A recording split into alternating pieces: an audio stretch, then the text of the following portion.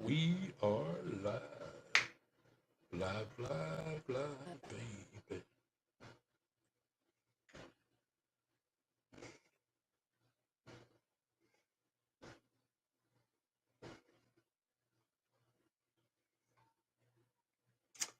All right, all right, all right. We'll give a few minutes for people to join if anybody is coming on.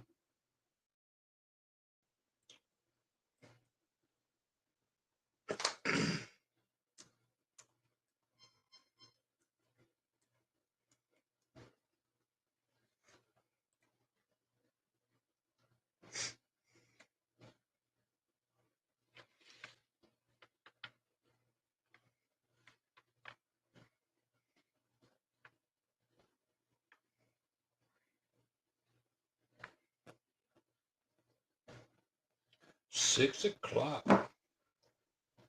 So here we go.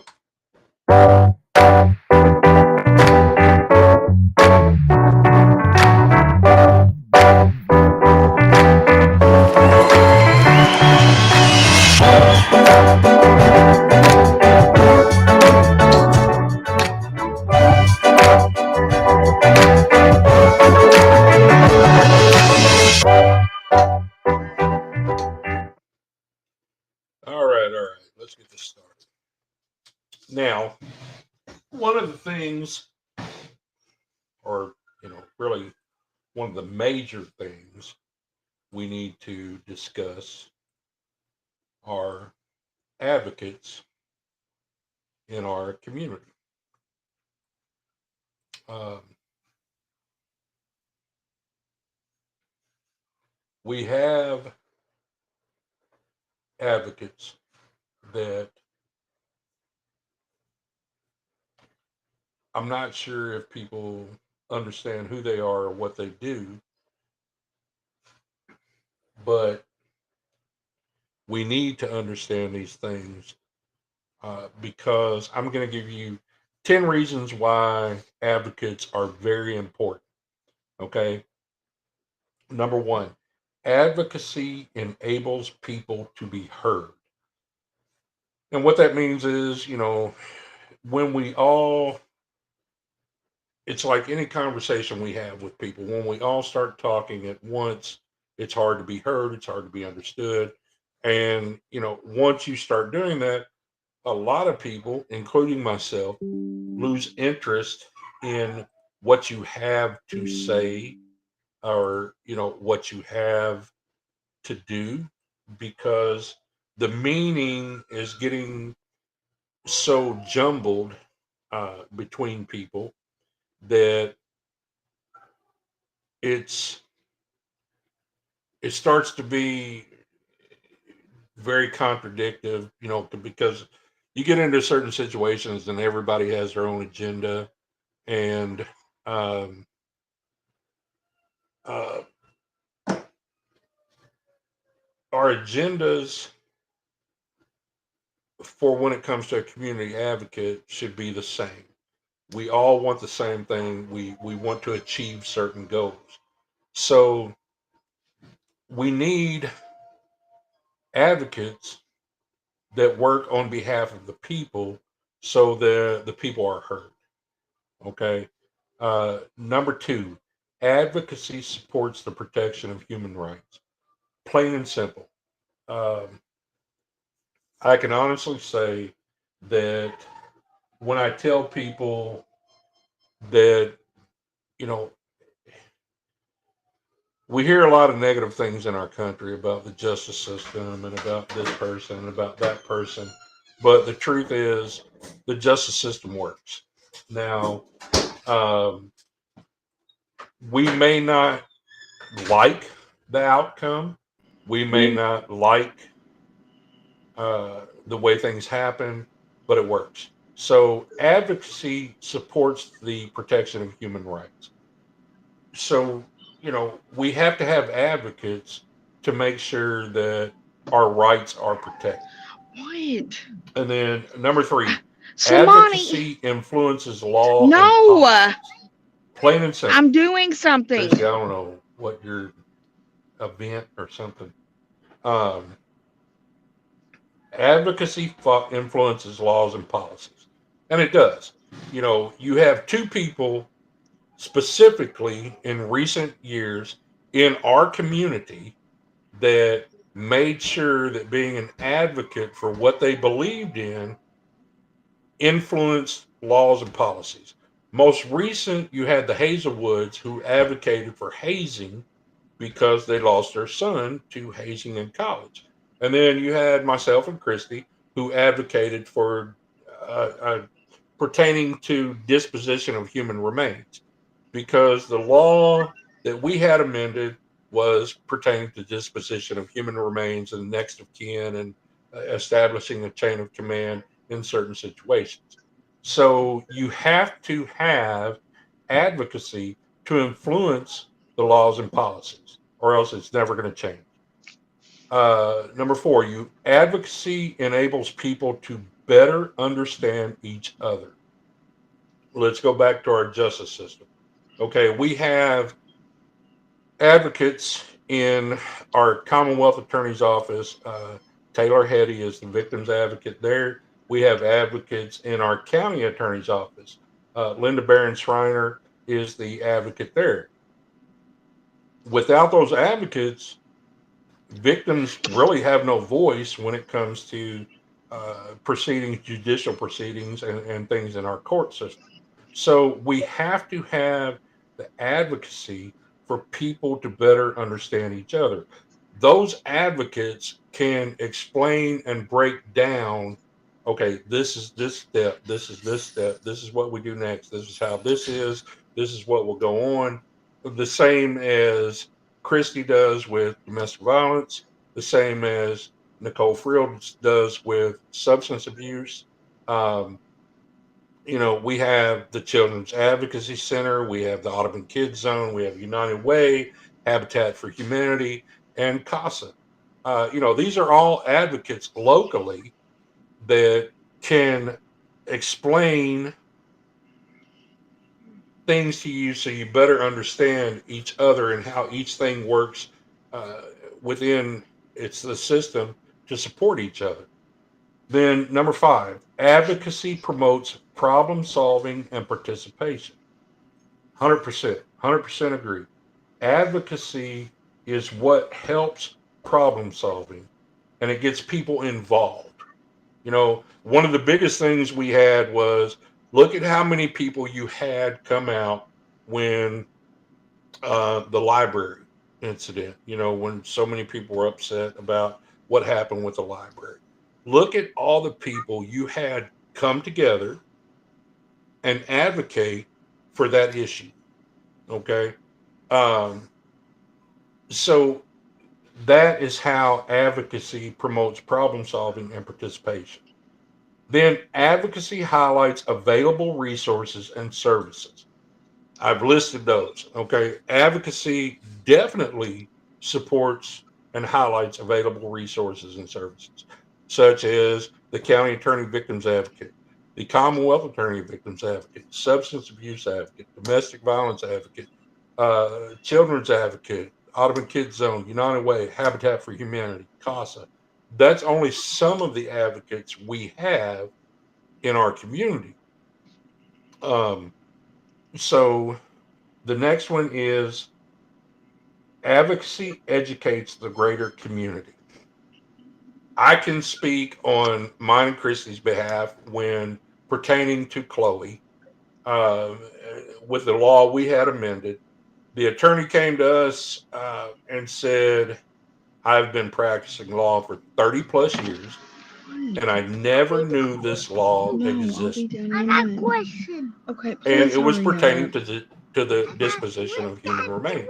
Okay, And what that stop. law I'm gonna said get in was trouble. Now go on, that the next of play. kin in our situation was the person who Okay, murdered you're our not gonna do daughter. eggs if you don't go So, on.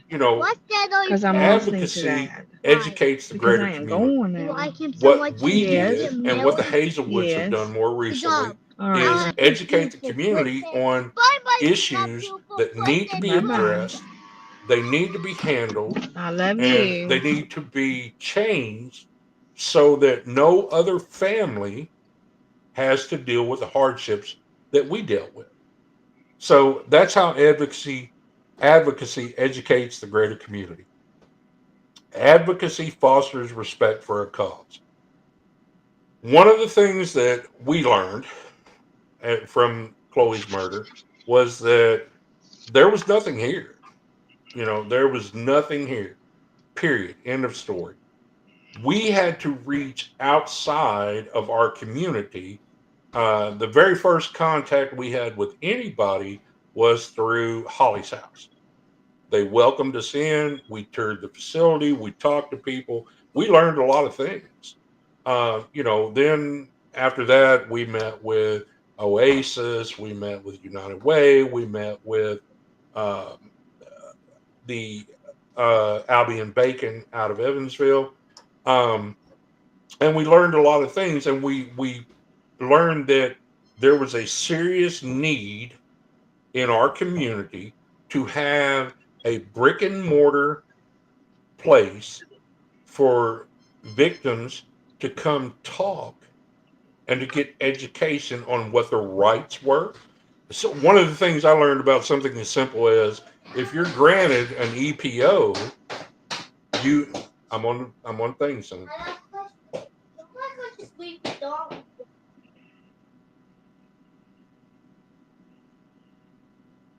I'm sorry, Slim came in.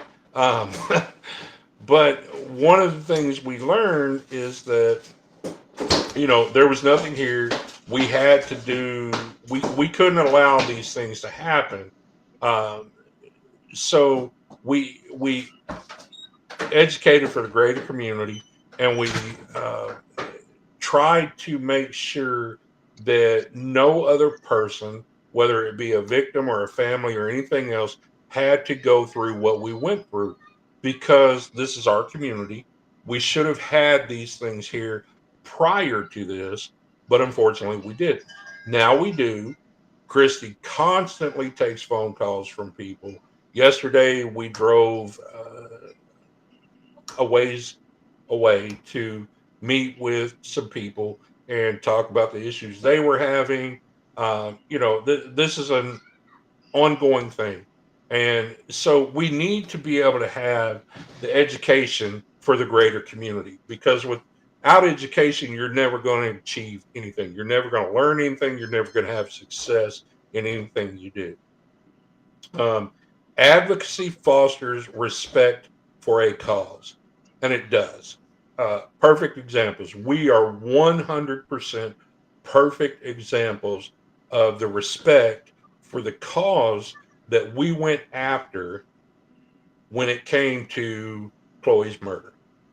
Because our community, and still to this day, is so supportive, is so understanding, is, Okay. I mean, one of the things I tell people all the time, if anything was to ever happen to me, I don't have to worry about my family because I know this Hurry up. community has our back.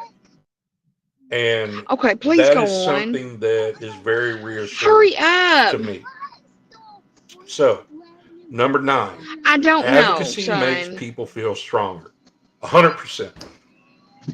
100%. The things that Christie does with the family courts and with the criminal courts and dealing with the victims advocates from both the Commonwealth attorney and the county attorney and talking to people and giving people a voice that they honestly feel that they've never had. 100%. Advocacy makes people feel stronger. Number 10, advocacy helps nonprofit organizations to thrive. CRO, perfect example. Without the advocacy that Christie does and that the board members do and that the volunteers do, uh, you know, CRO wouldn't be here. Son. The community, um, everything. So advocacy Son, yes, is a take it to John huge Michael. part of everything we do in everyday life. And it's a huge part of everything we need Okay. to continue to do, and we need to demand more in our Later, community. son. Uh, Later. like I said, our local No, advocates. just a few. We have Linda Barron Schreiner, who is the County Take it Attorney and go on. Victims Advocate. We have Taylor Heady, who Please is the go. Commonwealth Attorney Victims Advocate. We have Nicole Fields, who is with the Warm Center Substance Abuse Advocate. We have Christy, who is Domestic Violence Advocate. We have the Children's Advocacy Center. We have Audubon Kids Zone. We have United Way. We have Habitat for Humanity. We have CASA. Now, a link that you can go to find out all of our local advocates is findhelp.org. findhelp.org.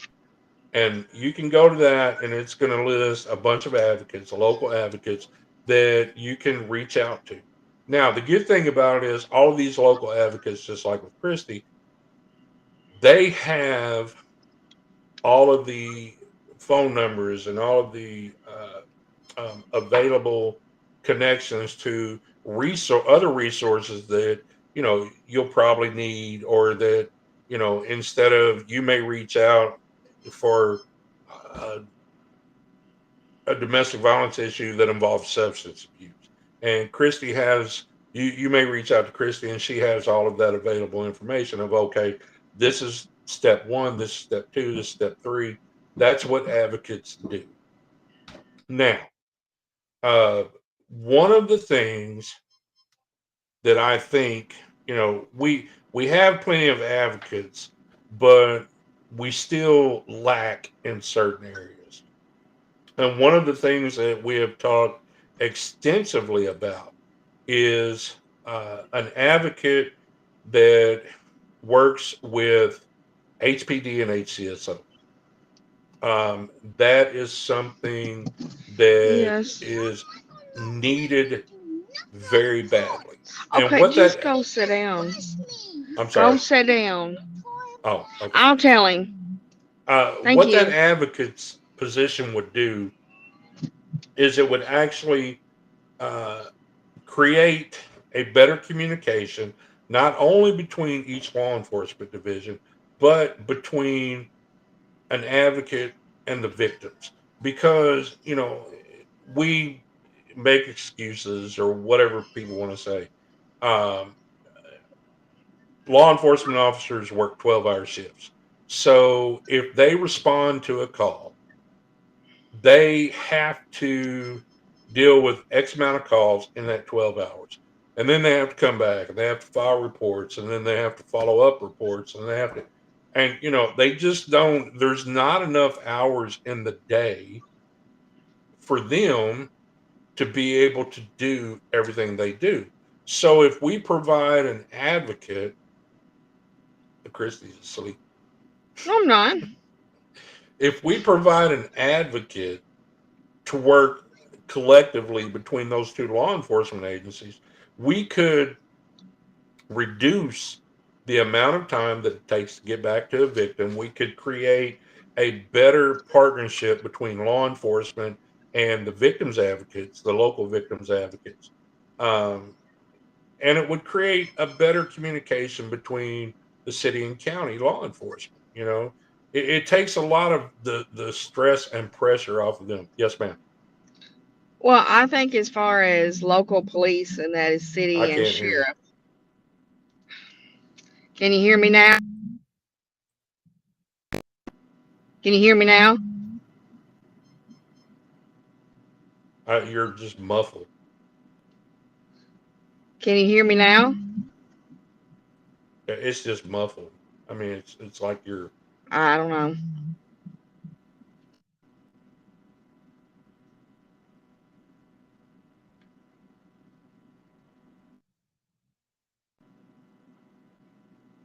okay. Try it again.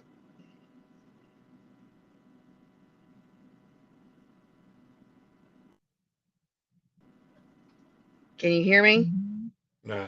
Why don't you disconnect and reconnect? Oh,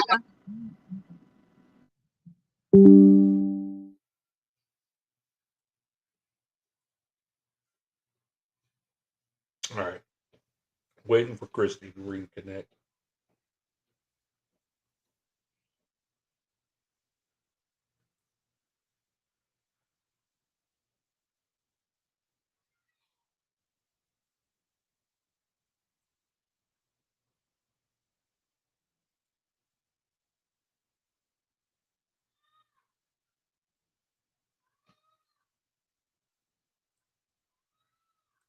I guess he's going to reconnect.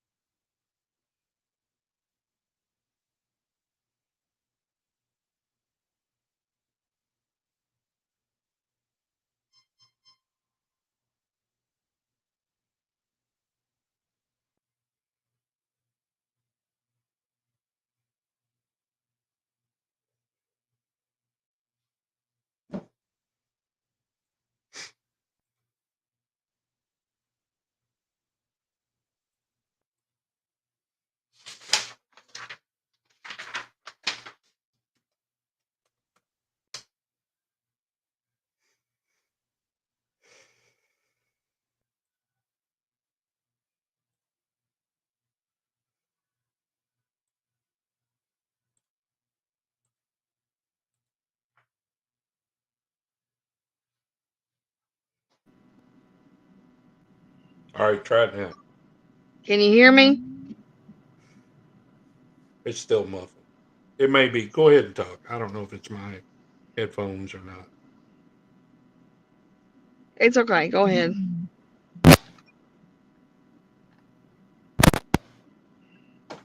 All right, try it again. Can you hear me now? No. That's okay. Just go ahead. All right, here. Let me pause Go for a minute ahead. and get this fixed.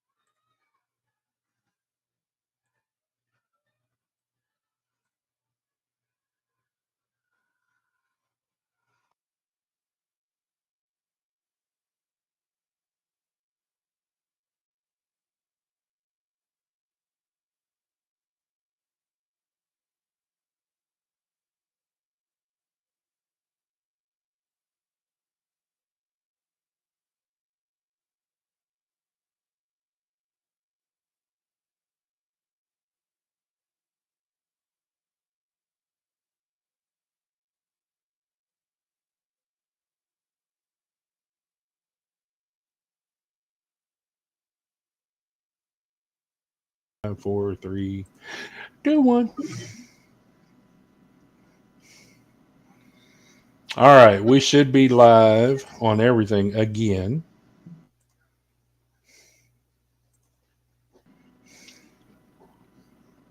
So, all right. So, what did you have to say about? I was just saying that I think from compared in the beginning of when I started as a domestic violence advocate right after Chloe's death until present day, police interacting, city and sheriff interacting with myself, Commonwealth County Attorney, and victims have gotten better. They interact better. They take time to listen, and they're still learning. Because here I am, right there telling them to do different. Hey, can we talk about this? And Commonwealth and County Attorney, Victims Advocate Linda and Taylor do the same. So I think we're getting to where we need to be Are we all the way 100% there? No, absolutely not. But we're better than when we started, because when I started, wasn't anybody talking to anybody. It was like everybody was on the sidelines and didn't want to come into the middle of the octagon and fight for change. That's I just my agree. opinion. No, I agree with that. I do. I agree with that. I think that um, communication between law enforcement has definitely gotten better. So, I definitely have to say that. But when it comes to advocacy, now, what else do you feel, in your opinion, what else do you feel that we need to do, or what are we missing, or how can we, make people better? Well, I'm not sure that all of Henderson knows who their what organization does what and what each organization can do and how you do your referral process and how all the organizations and advocates interact. I also don't think people realize what goes into being an advocate.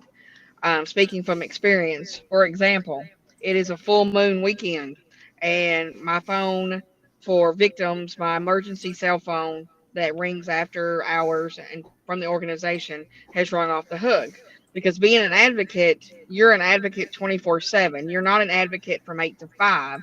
So you may have your quiet days, and then you may have your days that you go sit in a quiet room. So I think people need to understand what all advocates do and how much they give up their own time to make sure whatever victim is needing, whether it's mental health, drug addiction, alcohol, domestic violence, sexual assault, whatever the issue is, to make sure that they're safe. So along with that, I also don't think that organizations do, because well, I came along, if there was an issue, domestic violence, drug addiction, homelessness, mental health, whatever, nobody talked about it, because if you didn't talk about it, it didn't exist. And like I told somebody one time, you know, Henderson has to evolve and adapt and overcome. In order to do that, we have to admit we have a problem, and we all need to come into the octagon and fight for change, because change starts with a conversation. So if we come in there, I said, look at it from a business standpoint. If everybody addresses each other and gets off the sidelines and up against the wall and addresses their issues, then Henderson grows. Look at it from that business standpoint of this attracts outside business. Do it for your selfish reasons of you want to do it to make Henderson bigger, but it also is addressing issues.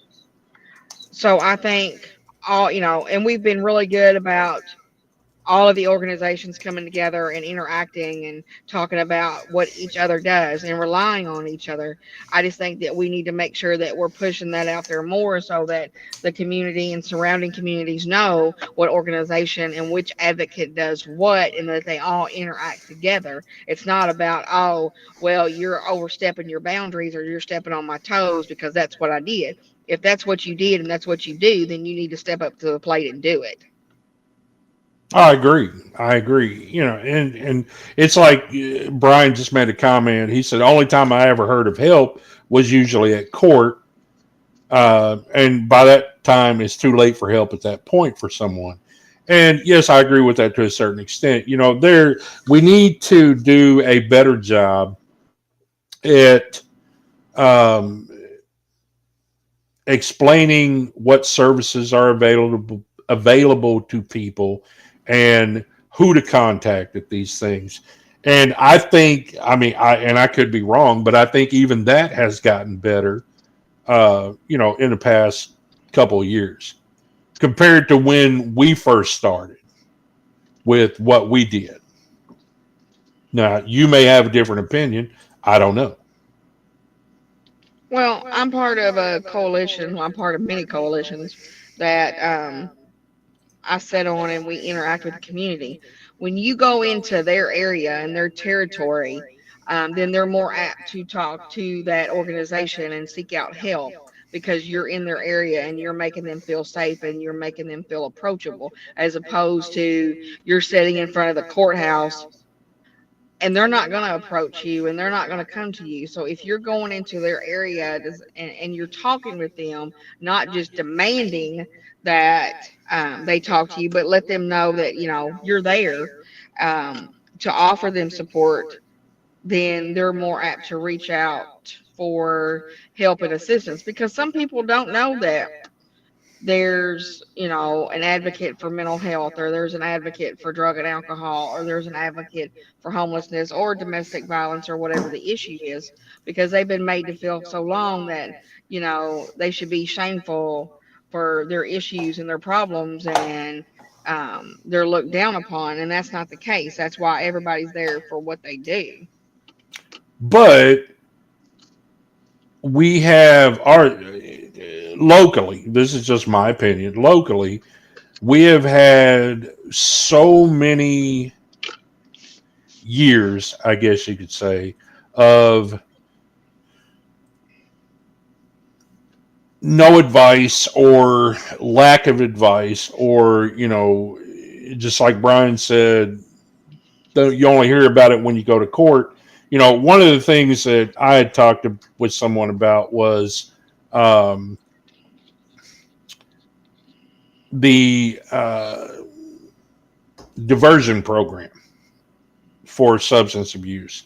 And a lot of times, this is not even mentioned. The person that has the issue that's going to court has to mention, "Hey, I would like to take part in this."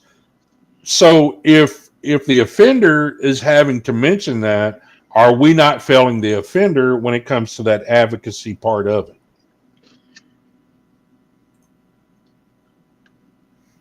I'll have to pay attention when I'm in Tuesday court, um, if that's mentioned, because I just started sitting in there, so I'm not sure. I'm still learning that court. Yeah, that's the criminal court you sit in, right? Yes, so I'm Okay. not sure that it's mentioned in there. But if not, I'll find out. Okay. Yeah, because I mean, if that's something that is available, whether a person actually, you know, takes on that or not, we still need, as an advocate, we still need to say, this is what's available to you. That's just my opinion. I'm not. That's Judge Brady's court. I've not sat in Judge Newman's court too much as an advocate, but Judge Brady's been pretty good about explaining things and what avenues are available, and actually she's been pretty good, really, about trying to help people get on the right path, from what I've seen. But I've only been in there a few weeks. Well, and that's good. I mean, that's something that needs to be done. I mean, um, it's one of the things where advocates, if we're going to be an advocate, then we need to make these things known and available to people. You know, like I said, one of the things I think we need is we need an advocate that works between each law enforcement agency, HPD and HCSO, and they have gotten better. Um, as far as communicating and as far as working together to do things, and that, it has gotten a lot better. Um, but we still have room for improvement. There's numerous things that we can do to make it better. And an advocate between those two would make it a lot easier, because, one of the complaints that me and you both have heard is, okay, getting back to the victims, and you have law enforcement that work 12-hour shifts, and, they're having to deal with all these things, and they have to have all these reports done before they clock out. And then by the time they're able to get back to the victim, whether it be the next day or the day after, things have changed, or the reports have to be redone, and they have to do this and that, which is not, to me, it's not acceptable. I mean, there's things that we can actually do to ensure that, you know we're working efficiently, and we're working more for the community, and working better for the community. um, one of the things that I think, and I had recently talked to you about this. Uh, we've got four sectors in the city of Henderson. So why could we not have an advocate for each one of those sectors that works only for their sector, that reports back to, you know, law enforcement, that reports to elected officials, that says, hey, this is what my community, which would be their sector, says, this is what we need to improve on. This is what's happening. Because unfortunately, what we're doing is we're seeing a lot of this shit on social media, and it's widespread. It's everywhere. So I think, just my personal opinion, we should have uh, maybe a representative, which would be an advocate from each one of the four sectors, who, instead of you have 20 people trying to relay information, you have one person that can say, okay, I want to, this is what's happening. This is the overwhelming majority of problems in our sector, and this is what we need to focus on. And even something as simple as, okay, the road crew needs to come out and fix something. Something as simple as that. They need to come out and clean the drainage systems, or it's just simple things. It doesn't always have to be something major. It's simple things. But the problem is we do not have. Stop. Okay, I'm on the phone with Daddy. Slim's got a question. Stop. Okay, go on. I'm talking to Daddy. Okay, hurry up. John Michael's not letting him touch Okay, stop. nothing. I can't help you both. I'm on this call. Okay, I went. Christy's arguing with a 4-year-old, so I went ahead and muted her. But it's it's something that I think would benefit our community as a whole, especially within city limits with the four different sectors. I think that that's something, that we should look at. And the thing about it is, it's not going to be necessarily like an advocate between HPD and HCSO, where that would need to be a paid advocate position. And there's got to be grants and everything else that would be available to that. But more of like this advocate that I'm talking about, which would be an advocate for, their sector out of the four sectors, that would be more of a voluntary position.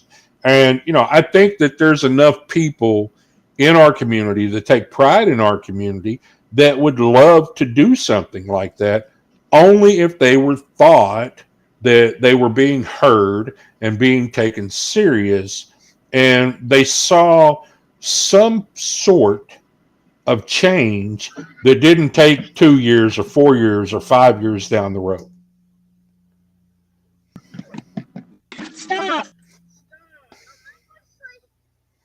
Heather, you want to, voice your opinion on any of that?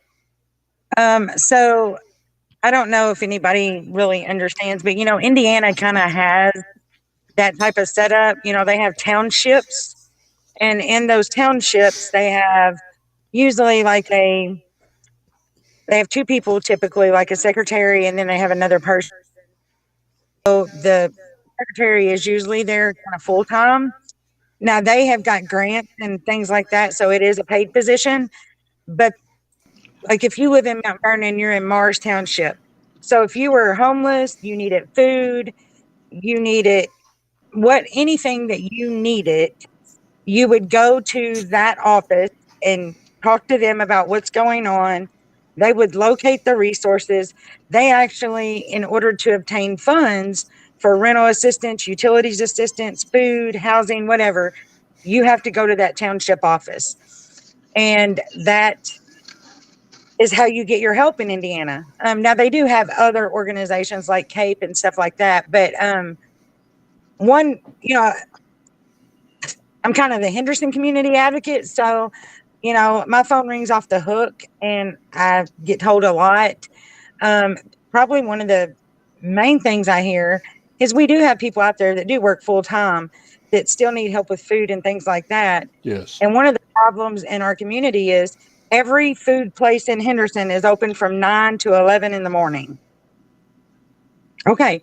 Well, if you work a full time job, what are you supposed to do? Because there's no exceptions to those. I don't care what What? they say. There's no exceptions to those rules. It's very aggravating for me because when I got somebody that needs help and I'm trying to find them help, and everywhere I turn, I'm hitting a dead end road, it gets very, very frustrating. Well, and I can tell you, as far as like the food insecurity, Christy's part of the Women's Junior League of Evansville, and that is one of the big things that they do. I believe it was Lisa Vaughn created Feed Evansville, or Yeah. Christy, was it Feed Evansville that Lisa created? Sorry, I was talking to somebody. Lisa Vaughn created Feed Evansville, which was a product of her, really, and her husband, who is a doctor, and they created it. But she also worked with Mayor Lloyd Winnicky, and now it's like a coalition because of the food insecurities that Evansville has. And she has partnered with farmers, local farmers, other restaurants. They now have, because she is part of Junior League as well as me, we now have a food truck as well. And she is in a neighborhood every day. There is sometimes twice a day, somewhere every day. And Lisa and I had that discussion a long time ago about Henderson was lacking that because I actually wanted to partner with Lisa and make a Feed Henderson because you do have food insecurities, not just during COVID, not just for people that don't have jobs or older individuals all the time. And I think that's something that is needed, like Feed Evansville has. Um, so I guess if it's going to happen, I'm going to have to be part of that coalition or whatever that spearheads that because I have people all the time that call that needs food because Christian Outreach only does certain times, or they don't have enough food, or Salvation Army does it because I believe that's our only two resources for food is Christian Outreach or Salvation Army. Um, and then during the summer when the school gives that out, but we do have a very big insecurity, because that's a product of domestic violence too, but that's a product of straight across the board that, there's not enough money for families to live on what assistance they do get or do not get. And so I do think that that is something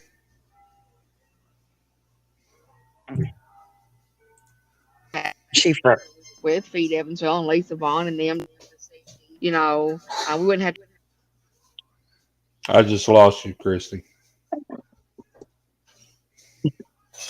Well, and that's just one of the things that I hear the most. And also, there's restrictions. So if you go get food this week, you can't get food again for 3 weeks.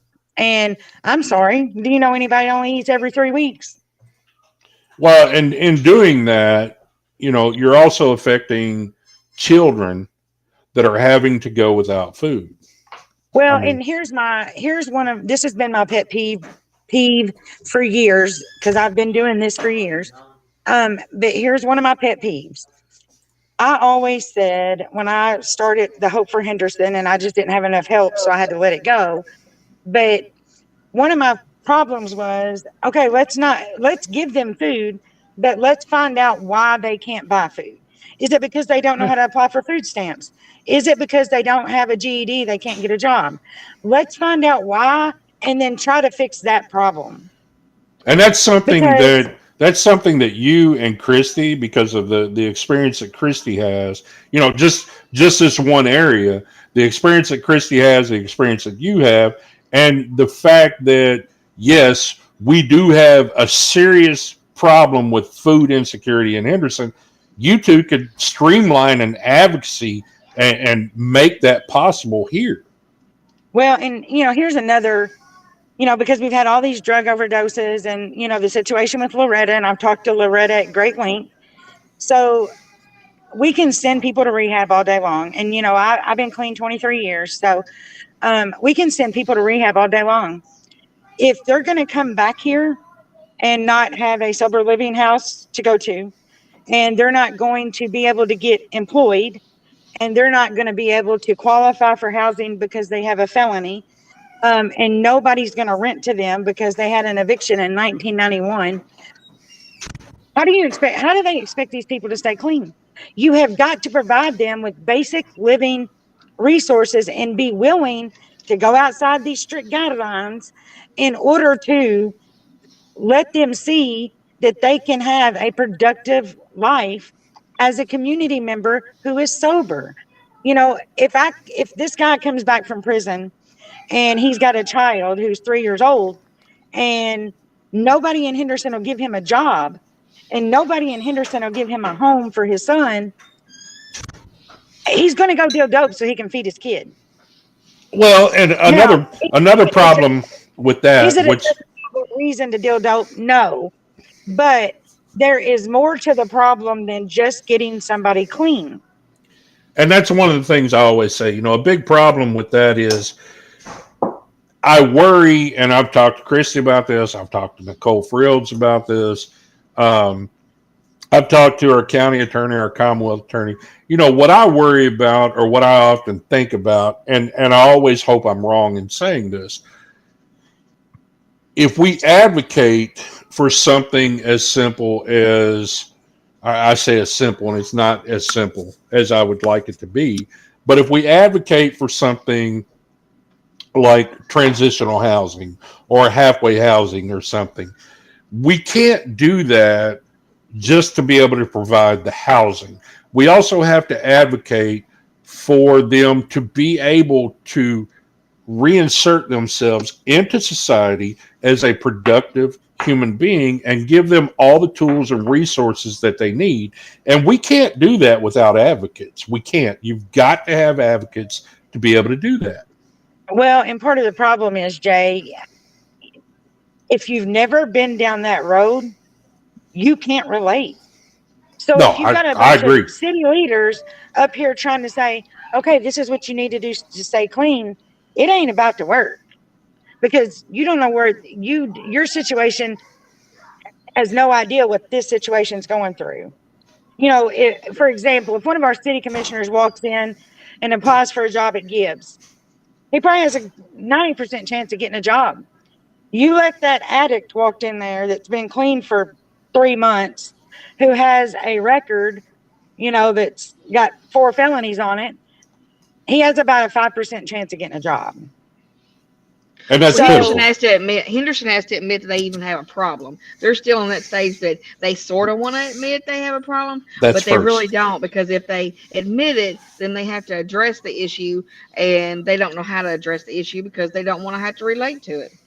well, and they That's don't want to, I mean, I guess, they don't want to reach out to the people like me, who have walked in them shoes and been there and come out on the other side. Like, the people that have been clean for 10, 12, 15, 20 years are your walking, talking billboards. Like, they've been there, done it, and survived it and fixed it. So, like, why not reach out to those people? well, Um, and one thing about it, and I say this, I don't try to hide anything from my past. Look, I hold myself accountable for everything I've done. And when I came back to this town in 1993, up until hell 1999, don't think that I don't have a police record, because I do.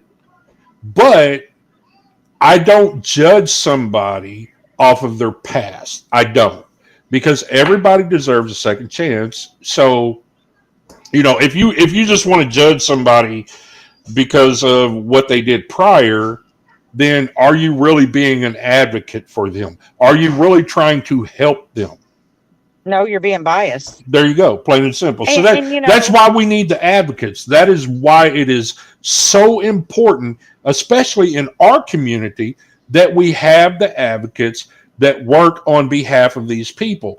And, again, like I said, you're going to have some advocate positions that have to be paid positions, such as the one I'm talking about between, the law enforcement officers. But you have Christy doesn't get paid for what she does. I don't get You I you don't get don't paid get either. paid for what you do. No. And you do it because it's the right thing to do. That's the thing about it. Well, and I learned when I got clean and sober and was going through my steps with the AA program. That's where I found my purpose. So fortunately, I've known for 20 years my purpose is helping other people. And that's what I've dedicated most of my life to, other than the military. But, um, you know, there is another side, but we have to be willing to step out of our comfort zone to fix it. And until some of that happens, for an example, I got two examples. The other day, and you probably seen it on my Facebook, I was looking for an elderly lady, a place to go, who was homeless. I tried this shelter in Henderson. They're full. Well, I can't tell you in the last 5 years that I've called that they've actually had a bed. Um, I had to end up sending her to Owensboro shelter. I had to get somebody to take her for me. And then, she had to be brought back every day because she was homeless and got a charge because she's sleeping in town. And so she has to go to involvement every day or every week or whatever. So she had to be back in town. Still to this day, have been unable to secure her like some kind of permanent housing. Our one shelter that's got like a whole 12 beds ain't working. No, it's not. We look, the two shelters we have, which for the men and for the women and children. Okay, first off, one of the things that I have to say, and I always say this, uh, is that the Father Bradley shelter does not take domestic violence victims. Plain and simple. They don't. Yeah. If you're in a domestic violence situation, and I say this, and I'm not dogging the Father Bradley shelter. I can't say that it's not because they don't want to. They can't for security reasons. Security reasons, they just can't do it. And as far as the men's shelter, look what happened. And one of the things that even we talk about, one of the posts recently on social media that I kind of answered and was kind of shitty about was when you talk about the homeless. Okay, you have a homeless coalition, whatever. I don't fall for that shit. I'm sorry, but I don't. I have stuff pop up on my timeline on social media that I look at, and when I see a post that I shared from 5 years ago, going on 6 years now, that was talking about the homeless problem we were experiencing then why the hell didn't we have an advocate for it way before then? We should have had somebody advocating for it then. I'm tired of this coalition shit and we're going to put this committee together and we're going to, that shit sounds great. But you know what? Just like lethality assessments, I didn't create the lethality assessment. Christy didn't create the lethality assessment. Law enforcement didn't create it, the one that's currently being used. It was something that was already being utilized, and Steve Gold knew of it, and he said, look, here's a lethality assessment that is currently being utilized. It's working, so why can't we take this and implement it in our community? That's advocacy. That right there is being an advocate, because then you are utilizing a tool to advocate for domestic violence victims to ensure that they feel safe, comfortable. You're creating a lethality assessment, and if lethality is established, then you're giving them the resources that they need. So, I get so tired of hearing, oh, well, let's create a commission, or let's create a coalition, or I hear this shit, and I'm gonna tell you what, it reminds me of a song that Hank Williams Jr. had that said he's going to start a coalition to ban all coalitions, And I do. We can talk about shit till we're blue in the face, but unless we create a plan of action and we implement it and we do it on a short-term go with long-term capabilities, then what the hell does it matter? We're not servicing our public. We're not being advocates. And it's just like Melissa put on here. Wasn't it Buzzy Newman that started or wanted to start finding homeless for sleeping in the park? You're damn straight. He did. He wanted it to go. He proposed for it to be put on the agenda for a commissioners meeting to fine them $500. $500. And then you know what's going to happen? They're going to end up in jail. You know why they're going to end up in jail? Because they can't pay the fucking money.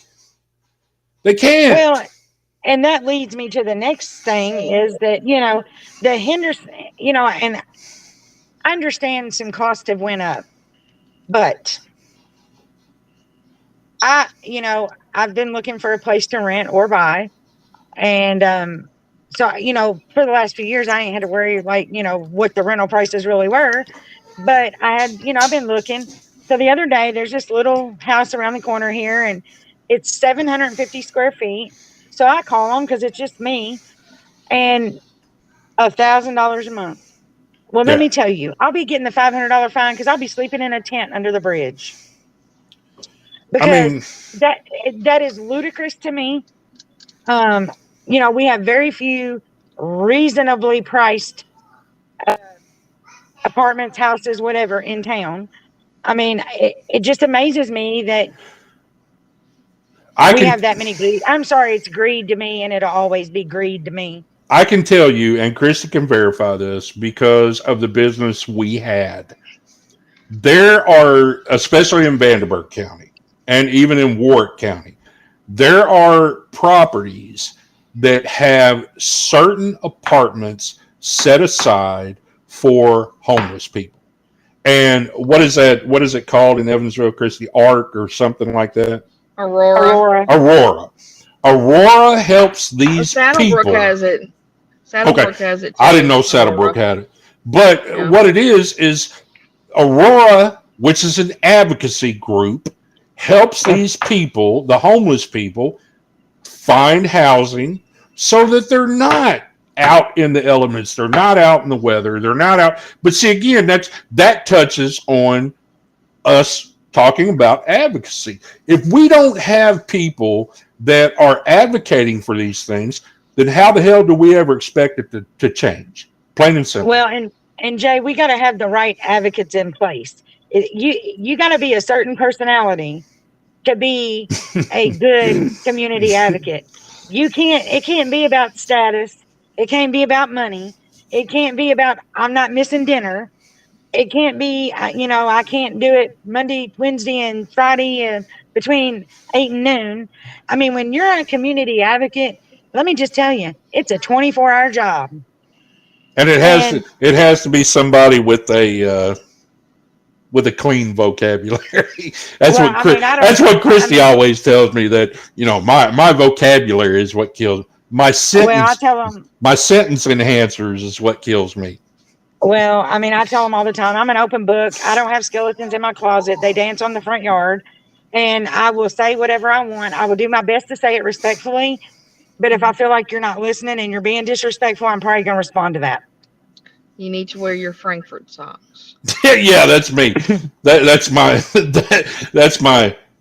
go to meeting outfit. So, I mean, it's got to be in my opinion, anybody can say they want to be an advocate, but Christy will say this, and I'm sure you agree, that it is a 24-hour job. It don't just stop. I lose a lot of sleep, and I don't get a lot of sleep because it worries me when I know there's somebody out there homeless and hungry that I can't help. That bothers me.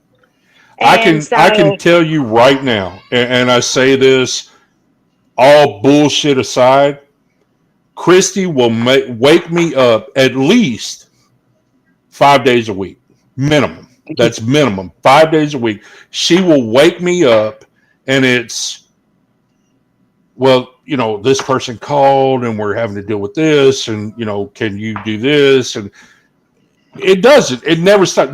That's the part, though. That is the part of being a true advocate for what you care about. Okay, Yeah. and I'm not saying you have to be an advocate for everything, because you can't be an advocate for everything. You have to, Christy, she's an advocate for domestic violence. Why? Because it hit our house personally. It hit our family personally. You advocate for substance abuse addiction. Why? Because you know what it is. Nicole Frills advocates for addiction. Why? Because she knows what it is. You have true advocates that do it because it is the right thing to do. And that is where, in Henderson, my personal opinion, we lack advocates, because it's, well, I'm not going to do it unless I'm getting paid, or, I want recognition, or man, let me tell you what, I don't give a shit. I don't care if you like me or if you don't. I don't care what you have to say about me personally, but I don't do anything that I do in helping Christy or anybody else that asks me. I don't do it expecting anything in return. I don't. That's just, to me, that's being a better human being and trying to help people in our community. Well, if I was waiting for a pat on the back 20 years and I still ain't got one from anybody in Henderson, but they still call my phone all the time.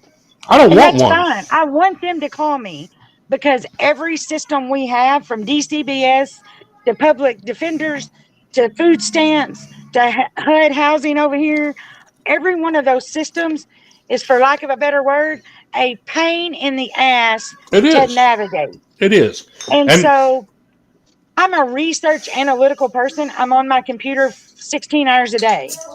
So it doesn't bother me to get on there and navigate that system and figure it out, because I'll do it all day long.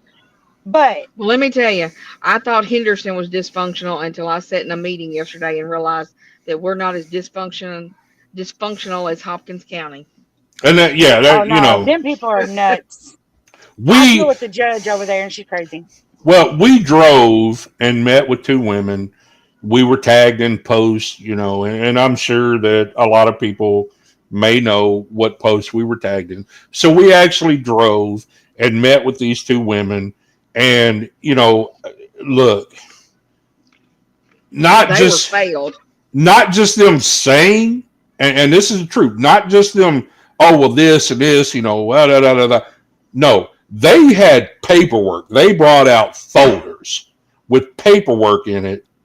And I was looking at this shit and going, Jesus Christ, really?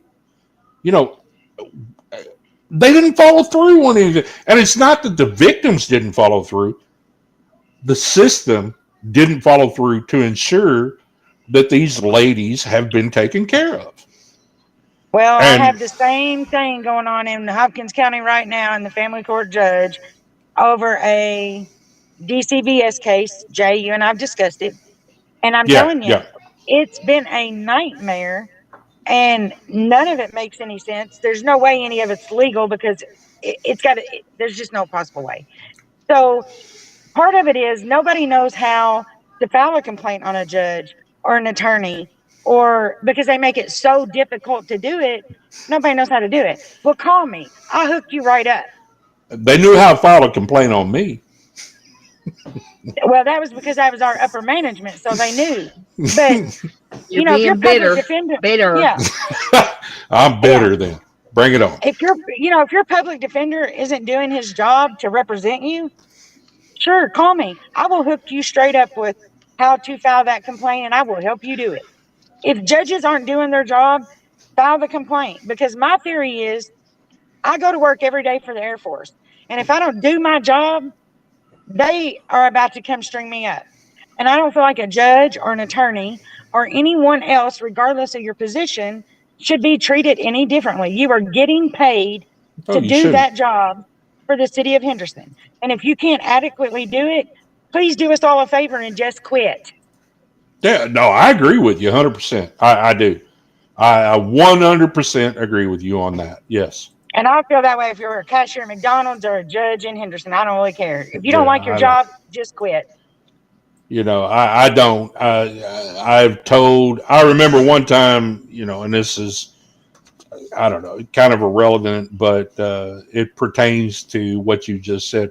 I remember one time when my mom was still alive, and she didn't like where she was working, and I said, "If you're fucking miserable, leave. You know, leave." So I don't know. And Melissa, you're right. They don't follow through on, they want to give you all these things to follow through with DCBS, but yet they don't follow through with what they're supposed to be doing.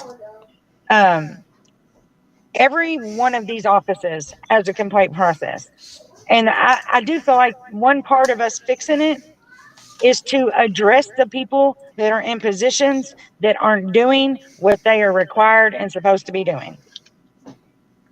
Well, and you saying that takes me basically into the last thing that I talked about that I wanted to discuss when it comes to advocacy. Reason being, Christy say, "You're being petty. You're being petty." Whatever. But one of the issues, again, exactly what you just touched on, we need an advocate for a local ethics committee. There needs to be accountability. And Christy's laughing, but seriously, we don't have one. And we have this group parading as to be one, and it's bullshit. But we need accountability. It's so easy. I teach all of my kids the same as my father taught me. You have to be accountable for your actions. You can't do the time, don't do the crime. Plain and simple. No matter who you are. That's right. Does not matter. And, we don't have accountability for certain positions or certain people in Henderson. And we need an advocate for that. We need somebody that's going to advocate to say, okay, you know what? And Christy can tell you, look, she went with me. We went somewhere today, and, I was explaining to somebody what they needed to do to their house to build a porch and this and that. And as we were pulling off, I ran into somebody else that I know. And that person asked me, should I leave Henderson? You don't know how much that hurts me. When I hear somebody say that, I don't care. It hurts me. And I have told all of my children, leave Henderson. If you want to come back, come back. I can say that because when I was 18 years old, I left Henderson. Not only did I leave Henderson, I left the United States of America. I was in a different country at 18 years old. So I have experienced a lot of different things. And I know what life consists of out of Henderson. But to hear somebody say that, it hurts. It really does. And then, for them to explain to me, well, I want to leave Henderson because Henderson's never going to change. It bothers me. It really does. I can't tell. I'm 53. I can't tell my kids what's best for them. I can't. I can tell them what's best for me. I can't tell them what's best for them, but I can listen to them and I can be their advocate. That's the thing about it. I can advocate for the younger kids because of the status that I have, and people are going to listen to me more than they are a 20-year-old. And that's just that's a simple truth, especially here in this town. And it bothers me because I have to be an advocate for a 20-year-old because people my age won't give them the time of day. They won't show them the respect they deserve. And it's they see it and say, should I leave this town? What the hell am I supposed to say? Yes, leave. It's not going to change until people decide that they've had enough. Then we can advocate for change. But you Well, can't you do know, it with just one person. You can't. my daughter is a young person in this town, and they keep, they post jobs on the city website, and she's currently working on the west side of Evansville, far west side. She bought a house downtown, and she just wants a job closer to her house, closer to town to save on gas. I bet you she has applied for 10 city jobs. She has Yeah, not we've got one talked about it. interview, not We've one, talked about not it. one interview, not one phone call. One department head actually said, "Well, I got her resume after I'd already started interviews." And I said, "Well, how'd that happen?" She applied 15 minutes after you posted it. So, you know, um, I can't get, I've tried to get a straight answer. And, I sit on a city board and I can't get a straight answer. So, they're dang sure not going to give her a straight answer. I And can so it gets frustrating. I can tell you what I was told. This is what came to me from an actual city employee. Not going to mention any names, so don't fucking ask. Um, they explained to me that after the person that's in HR now took over HR. They brought this person in, took over HR. That person did exactly what the upper echelon wanted them to do and start dismantling full-time jobs, making two part-time positions out of full-time job so that they did not have to pay them benefits or provide them, medical health, anything like that. And that, they basically came in and disrupted the city employment and the city benefits and the good things that came with everything from being an actual city employee. So what do you expect? I mean, if that's how we have people, again, that's where you need an advocate. You need somebody that's going to say, okay, I have this person or I have these people or this group of people coming to me and saying, we've applied for X amount of jobs and we haven't even been responded to. Well, That's and where Jay, I you think that's where if we could get the advocates in each sector, that they should be included in like these staff meetings, they should. Yes, I agree 100%. so they can I agree. report for their sector what is going on, what are the problems. That's how you track the problem and track the solution and track how well the solution is working.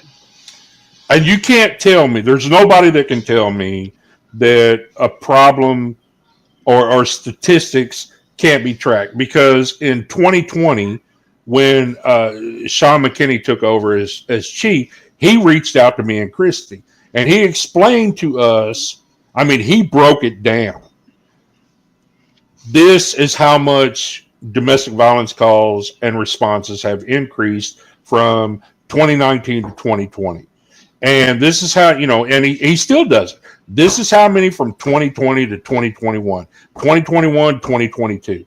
And, I have statistics already from beginning of this year, January 1 to March of this year, when it pertains to domestic violence and to drugs.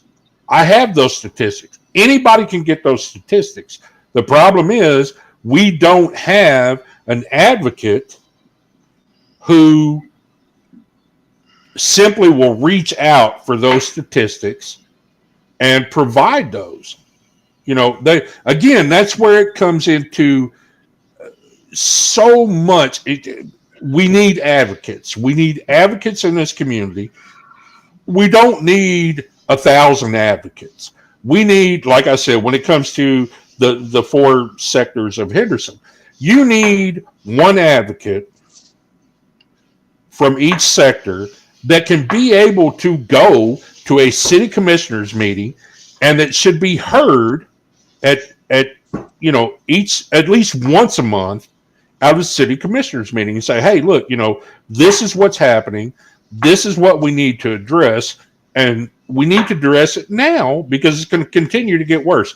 How many times, I just mentioned this to Christy the other day, how many times have I seen on social media all across Henderson? Well, my car's getting broken into.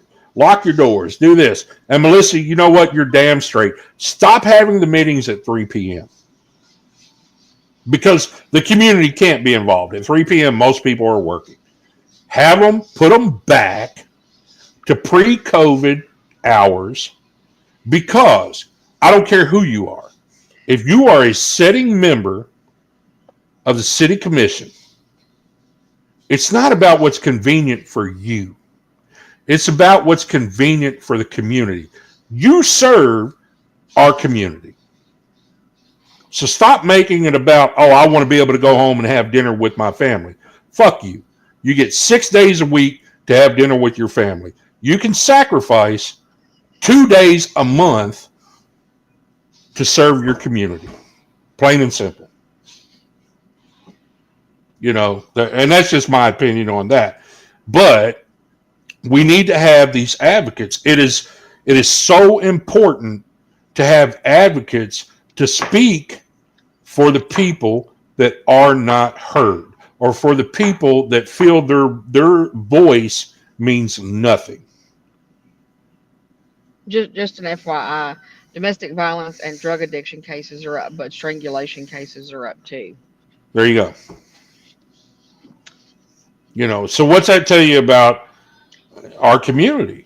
And Christy gets this info, from she calls and gets this info from the law enforcement offices, and plus the fact that they call her if lethality is triggered on any lethality assessment.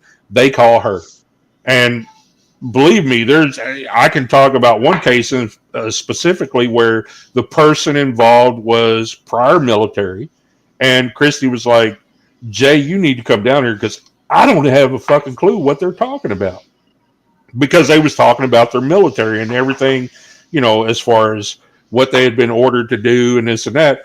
And I went. I mean, I went and talked to them. It's That was the one we drove to Memphis because we couldn't find shelter in yeah, Evansville or Henderson. Well, yeah. and Memphis, Tennessee. if they're a veteran or current military, they have resources that are available to them that aren't We available to everybody else. And we they couldn't find do. not a thing. They Absolutely not a do. thing that day. We couldn't find a place for her to go. We Fine. had. She wait a minute. She was at the Ramada. And I have an issue with the Ramada, period. Well, so do I. Because I think there's shady shit going on. It's not There is. think. It's not think. It's plain and simple, Chrissy. Let me just hold on. It's not think. Okay. Yeah. A lot of the drug calls pertaining to overdoses and shit like that Well, I know that was at is. the Ramada. Plain and simple. But I just think there's other things going on. Yes, And there is, and I actually have proof of that. I've made that aware to other people. We need to address that situation. We need to address it quickly. But I get called to the scene, and he was a victim that was not from Henderson, was from Memphis, Tennessee, had been staying in Terre Haute with the Indiana driver's license. Um, With ended the up on abuser. with the abuser from Evansville. Um, so they were more concerned that she had a service dog and wanted their $50 a night than to help this victim that had been beat up and whatever.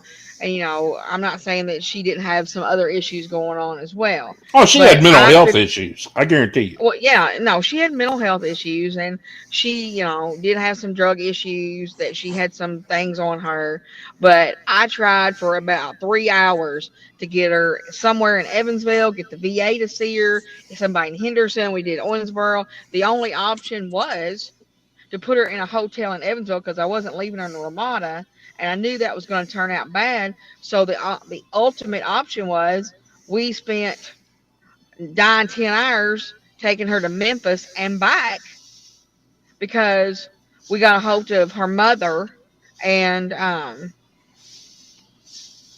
Um, reading a text from Chad.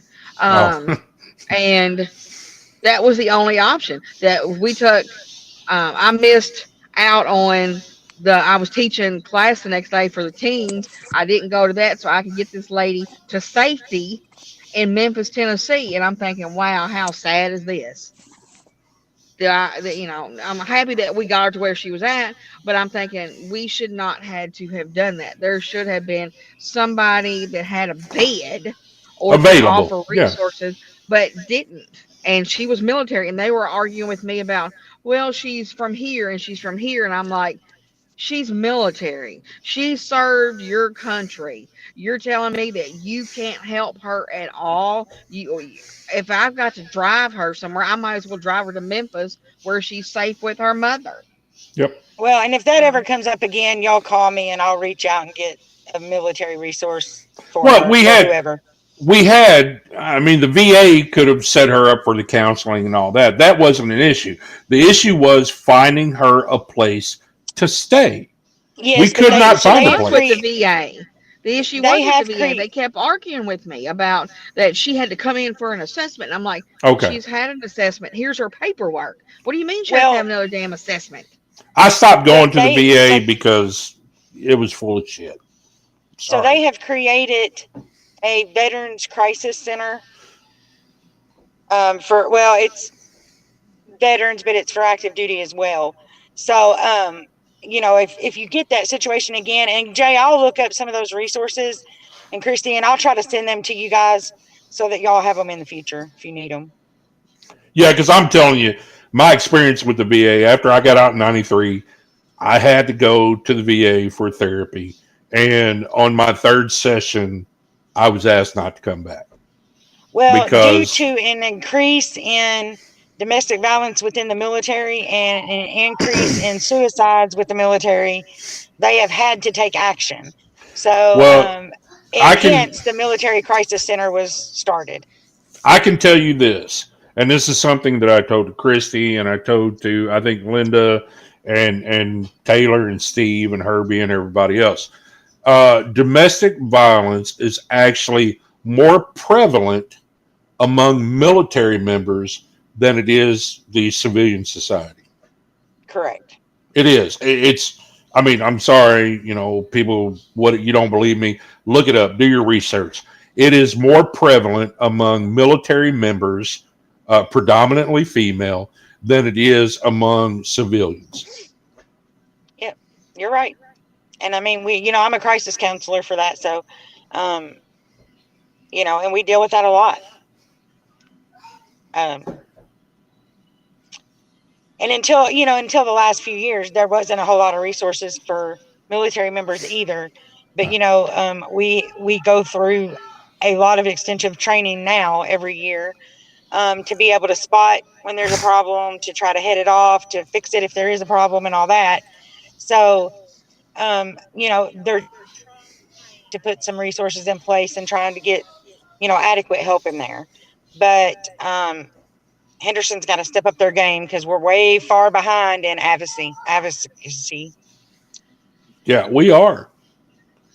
I Henderson mean, we're is. we're just way behind. I mean, I can't stand it when there's a family unit of a mom and a dad and kids, and they become homeless and they have to go to two different shelters because it's like it shouldn't be a thing that you have a family shelter.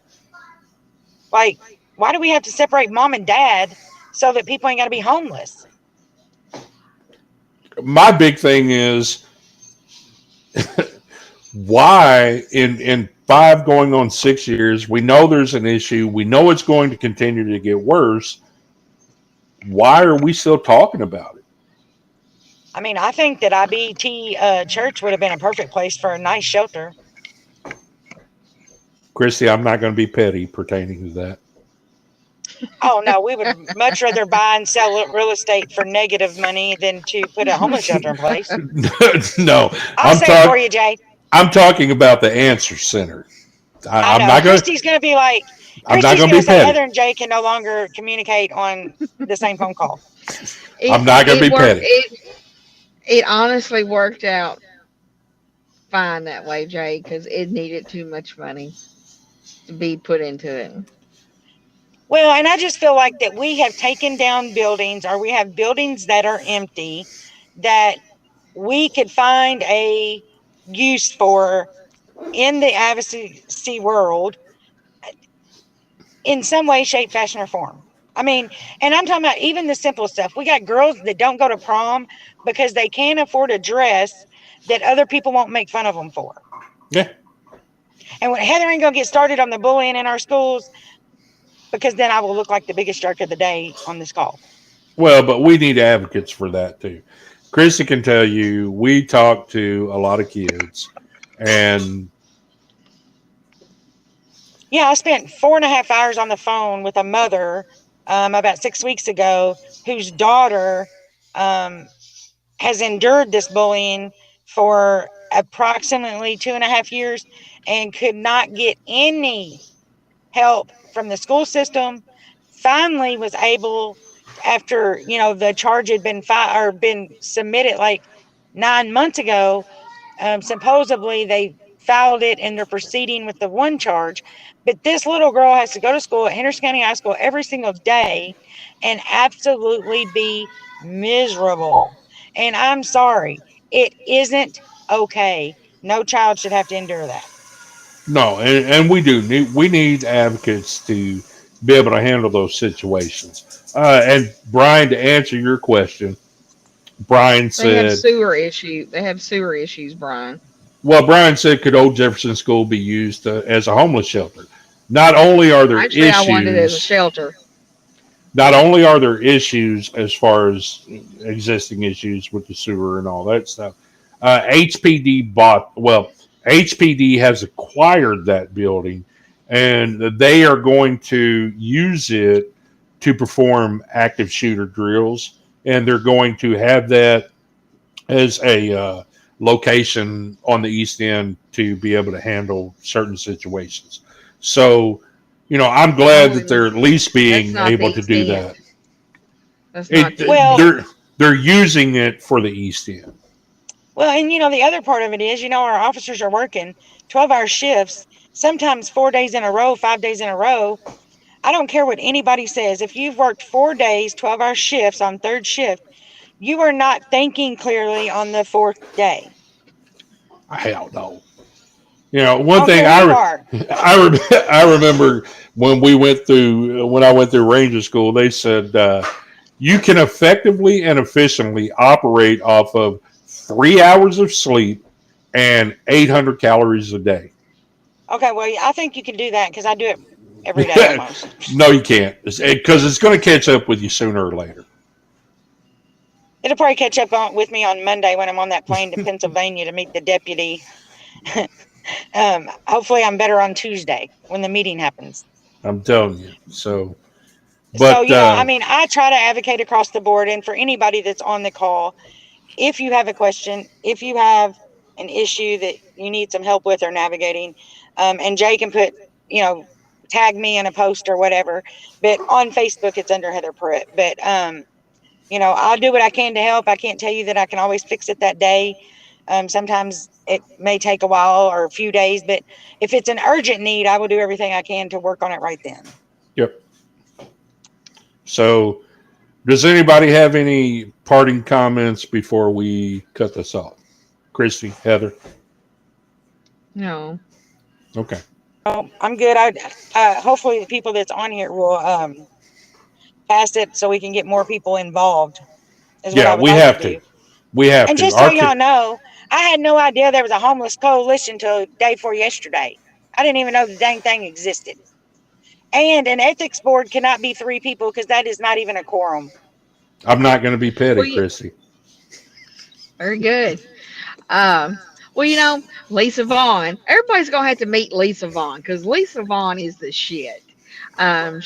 She is. So if you're watching this, Lisa, I love you.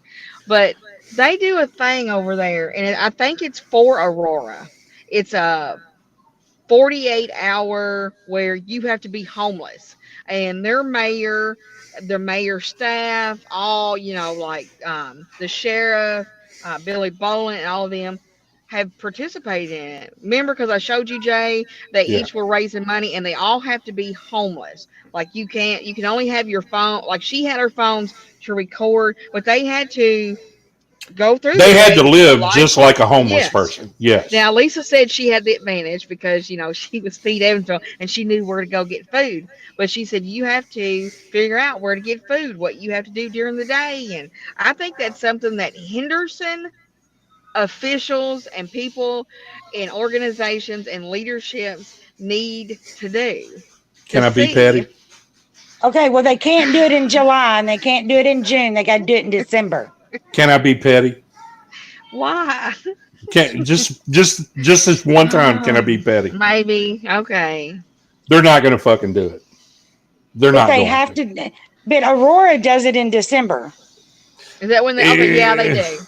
It's easy. Look, it's easy to say, even from a day or 48 hours or whatever. It's easy to sit there and say, "Oh, well, I've had to." No, you haven't. I'll tell It's you what. people, and I used to have a lot of people tell me, "Oh, well, I know what you went through in the military," and I'm like, "Really? What? Where did you Hmm. serve at? What did you do?" And oh no, I have friends that served. I said, "Then you have no fucking clue. Well, None. I'll tell you, I'll be the first to None." say I don't want to see nobody cold because I hate the cold. I'm telling you, I've been there. I've done that. And I have slept in fucking horrible conditions. I've eaten shitty Can I food. be petty? You've Be slept with petty. some horrible people. But yes, I have. I I knew it have. was coming. Not gonna lie. Not gonna lie. I have. But But no, because I I mean don't like to be it's. cold, I'll give you every blanket I got because I don't like to be cold. But I look. I do agree. Even if it's only 48 hours. Yes, I And think 48 that. hours won't it won't touch nothing in the But life you of a know what? homeless Hold person. on. But it will Hold give them a on. glimpse. It would, in the right situation, in those 48 hours, it would make a motherfucker change their mind pretty quick. People that are used to having everything at their disposal that have nothing. And I'm talking about, you know what? Take away their phones. Don't give them the nice fucking clothes. Don't give them the nice fucking jackets. Take everything away and make them go to the resource centers and the advocates and this and make them do that. And I guarantee you that if that is done enough, they're going to see it in a plain and simple different way. I made, and this is not being petty, I extended the opportunity when I was running for every single person running for city commissioner. You want to understand what life is on the East End? Come to me. I will personally go with you and I will talk to these people. And I guarantee you, simply because I am with you, they're going to open up a lot more than what they would if it was just you. So, yes, we need to put people in those uncomfortable situations so that they see what life is outside that lavish home or outside that luxury car or having that credit card or that debit card or, you know, yeah, live life without it, even if it's for 48 hours. If Learn. I'm not mistaken, Aurora actually goes to one of the places that gives out clothes and has to get an outfit and a jacket and a hat to wear during their time on the street for that 48 hours. I'm telling you, that's what needs to happen. I had to ask Lisa how it was, because she did it. I think she's done it the last 2 years. But I mean, it's I'm not like going to. it was Lloyd. I mean, it was all their people, Lloyd and Billy I think Bolin all their and I think all their commissioners, the mayor, and mhm. several other ones. I think there was about 25 people that did it. They all did it because it gives you Yeah. just a small glimpse of what it's like to be in that situation. You don't have to worry about it honestly after 48 hours because okay, if I can survive 48 hours, I get to go back to what I have. But But it just might make you having, think about the person that don't get to go back to that home after 48 hours. hopefully, that's the Hopefully. goal. That's what the advocates are pushing for. That's the advocacy part of it. They want you to have to experience what these people go through so that you have a little better of an understanding and possibly a little more compassion as to what they have to deal with instead of You saying, know, oh, fuck you, we're going to find you $500 because you're sleeping in the park. well, I'm having lunch with Lisa Vaughn next week. Because FYI, we're planning a gala in February for Chloe Randolph organization, but we're having lunch because we're having lunch. But I will ask her who the contact is at Aurora. If nothing else, I'll set up a meeting. We have a discussion with them and see if Aurora can get whoever involved and do that in December and see what we got to do to get Aurora more involved in Henderson as far as homeless availability for apartments. I know Saddlebrook does it because they're connected, with Van Park and stuff like that. With Pedcore. Well, years ago, I said, we have Salvation Army, we have St. Vincent de Paul, we have Holy Name Church, we've got Christian Community Outreach, we've got Audubon area, we've got all these places, and this one does this, and this one does a little bit of this, and I said, we need a centralized location with all the resources that are available, staffed, so that when somebody needs help, they can go to this one place, and that one place can say, here's the food resources, here's the housing resources, here's and can direct them, navigate, guide them. And so therefore what was created was the Volunteer and Information Center. However, um I, I still cannot I'm figure not out going to to be this day petty. what they do, I'm not going to be petty. um or what their purpose is, because anytime I've ever called there to get information about a resource, they cannot provide it. So Well, actually, I you got to get them to answer the phone first. Usually it goes to correct, voicemail. correct. I'm And so not I'm being just petty. like, you know, um, I am so confused. And it's not that, I hope nobody upper management says, well, we just ain't got the money to do all that. Please don't say Oh that to no, me. no, they get grant money all the Oh, time. and I know, and there's a bajillion grants out there that have never been applied for by the city of Henderson that would help with 95% of the stuff that we're talking about. Well, I can tell you, I God, I stay hope. pretty up to date on Audubon area Because they they used used to to be be in. in my office, and so 9 times out of 10, every day I have at least 3 people that CRO's office looking for Audubon area, and I need to be put on payroll because I tell them here's what you got to fill out, here's what you got to do. So I'm pretty good about knowing Audubon area's resources and programs that they got running. I'm not sure that I know Well, necessarily and about Christian and outreach I'm or kind all of up to their date on that programs one they have. because my daughter's boyfriend, his sister works at Audubon area. So she keeps me kind of clued in the loop on them. But, if you don't have an inside track to some of these places, you're out of luck. Yeah, yeah. Well, and with Audubon And, area, it should not none be of that way. well, with Audubon area, the city of Henderson, Kennergy, everybody still has their address as my address. Y'all I keep Nobody ever called going. I updates got one to get up for a anything. I minute. I called one organization to tell them that they sent somebody to my office for help from Audubon area, and they got mad at me that I called to tell them that the address was wrong. I was like, well, then just keep putting the address down then. I said, all I was Well, doing was trying to get you to update your paperwork. I said, they can still come here. I'll direct them, but the point is your paperwork is wrong. well, somebody at the city or somewhere has a landlord list that it's a list of landlords that accept Section 8. Well, this person called me one day and said, hey, do you know anybody that takes Section 8? And I said, well, I mean, I know a couple people, and I rattled them off, gave them their number. And she goes, well, I got this list. And I could have swore she said from the city, but I'm not going to quote that. And she goes, and I said, okay. And I said, well, is it a list of landlords that take Section 8? And she goes, yeah, but I've called every one of them on here. And there was 2 out of the 25, and your name's still on here, and you ain't owned rental property in a year. And I was like, I think Section 8 usually gives out that list. so I don't know who, I mean, I don't know why the stuff isn't getting updated. I mean, it's not hard to update, so I don't know what the malfunction Well, if is you there, but look up Audubon area on Google, it has our picture of our building with our information on it and us there. have you tried submitting a Google edit? If you send a Google edit and put in their right address, Google will change it.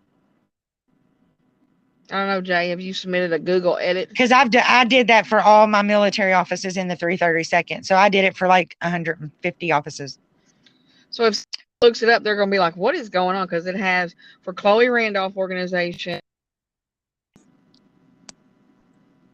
it has our correct information. But if you was to type in Audubon area on Google, it has their phone number, but our address with us on there in the front of my building and everything. And I'm like, this is so So stupid. so if you just go on Google and type in Audubon area, when it comes up in that box, you'll see I think it's right under the address or the phone number. It'll say, do you want to edit this information or something like that? Just click on it, fill out the form that they're going to pop up, just fill all of it out. And, when it says, why do you want to change it or whatever, just put on there, they've moved to a new location. This is no longer their location. And Google will fix it and change the address. Okay, I'll try. I mean, I'll try it again. And, just let me know if you can't get it and I'll go on there and do it for you. Well, and it doesn't bother me per se, but some of these people that show up to my office and they stick stuff in my mailbox, or I come to the door because the door stays locked, and I come to the door and they're like, "Well, I'm here to check on my utility bill," and I try to explain it. Well, the majority of them are fine, but there's a few each time that get upset about it. And I'm like, it's not my fault. I didn't give you the address to come here. There's a sign. As Chloe Randolph organization, we're domestic violence. I said, we don't do utilities and stuff like that. I said, we don't have near the amount of grant money those people receive. I said, here's where you go. You go down to the second light, turn left, go down to 417 South Main. And they legitimately, if it's the ones that's going to argue, will. I had one lady when we took over the building. Um, she put the stuff in the mailbox. I went out there. I called her. I told her, I said, Audubon area is not here. She left. I wasn't paying attention because this is when we first got the building and we're remodeling. She put it back in there, and I went out there and looked at it. I put it back in the mailbox. I went in and I called Audubon area, and the lady said, well, when I get ready to leave for the day or on my lunch, I'll swing by and get it. This lady and I thought I was literally going to have to call police for them, because I kept trying to tell her, you need to take your paperwork. That's not me. Well, you need to take it for me. No, the only person I to is the trash can. Yeah, And Well, and I think, that's the one you got in an if argument with. I somebody, remember you that. know, I'm and sorry. when it Go gets ahead. frustrating is, somebody isn't doing what they're supposed to on not you and not the applicant, but somebody else. And the bad part is, it may be somebody that walked there and, it's hard for them to walk, or maybe they paid to take a taxi cab there and now they got to pay more money for a taxi and they may not have money for a taxi. You right. know what I mean? John So Mike. And it's I mean, frustrating all the way. I've developed a relationship with Audubon area. So if I have some there, I'll call and say, hey, look, I've got some here. Do you want me to bring it to you, or do you want to come get it? And 9 times out of 10, they'll come get it or whatever. So well, actually, I think when the Brandy lady was there, she had stated that they had changed their address as far as on their end. It's more so like utilities, people that's giving out paperwork for resources that they have the address wrong. Yeah, it was still So, listed on the. I remember I've that seen because several times. it was Well, I think it if you was go to the listed. volunteer and information website, I think it's still listed as First Street. Well, I remember Well, what and I've Chrissy was came talking there about several because times. they got the paperwork. I don't remember. It was at the city building or something, and it listed Audubon area with our address. It Yeah, I hadn't mean, been Uh-huh. and it's updated through them. right. And And I've I'm showed like, up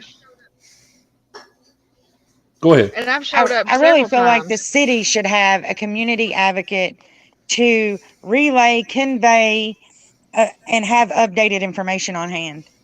And it's not like the city doesn't know that I have that because they send me a utility bill all the time. Um, Right.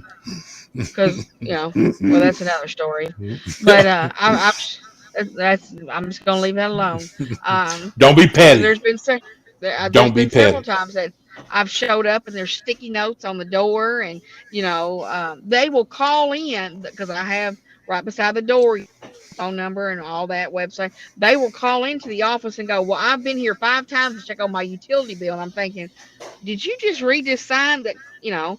And so I will call the number back and I will explain it to them. They're like, "Oh, no, no, no. This paper says," I said, "I don't care what that says. It's wrong. Here's where you need to go get your paperwork so your utilities don't get cut off." And then there's another issue. And most of the time, all of them are fine. But there, is that one or two that's not. I had the same lady every month. I haven't seen her in about a month. I really probably need to check on her because I haven't seen her for this month. So we've been there 3 years, and she came every month and she told me the same story every month, which was fine. I didn't care. And I would do the same thing. And when she first started coming, I'm like, please do not put your real driver's license and your social security card, because that's what people were doing. Even in my mailbox in the Audubon areas, they were putting their real driver's license and their social security card, not copies. And why they couldn't get back that Audubon area could not walk out and talk to them. They couldn't have any communication.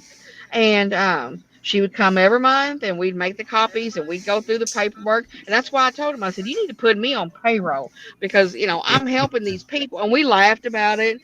And they were like, well, thank you so much. We really, and I knew they did, but it was like, and there, you have your regular But people. and I mean, Christy, the good thing is though that you were there, because you know as well as I do, if that was an attorney's office or somebody else's office, they would have just took that paperwork and put it in the trash can and told them, get off our property or we're calling the police. Yep.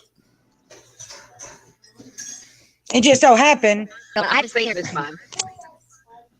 It just so happened that was another agency advocacy office. So, and you care about people, so you handled it correctly. But,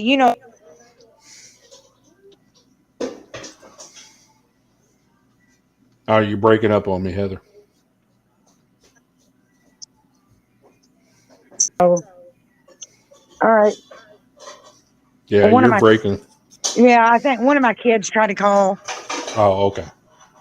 All right. Well, I'll let y'all go. I'll see y'all next Saturday. Well, hold on. One thing I want to say, since both y'all are on here, because you talked about the grants and this and that. Hopefully, and Chrissy, I'm not going to be petty, I promise. Hopefully, our current mayor and commissioners are more involved in other aspects pertaining to our community than just infrastructure. Um, I don't have faith in that. I really do hope it is. I don't have faith in it, but there's so many things. They use GRAD, Green River Area District Development, to do all of their grants and all their stuff like that. So there's so many things out there that are available that the city could actually apply for these grants and be able to disperse these grants effectively and efficiently to help advance our community in areas that we need advancement in.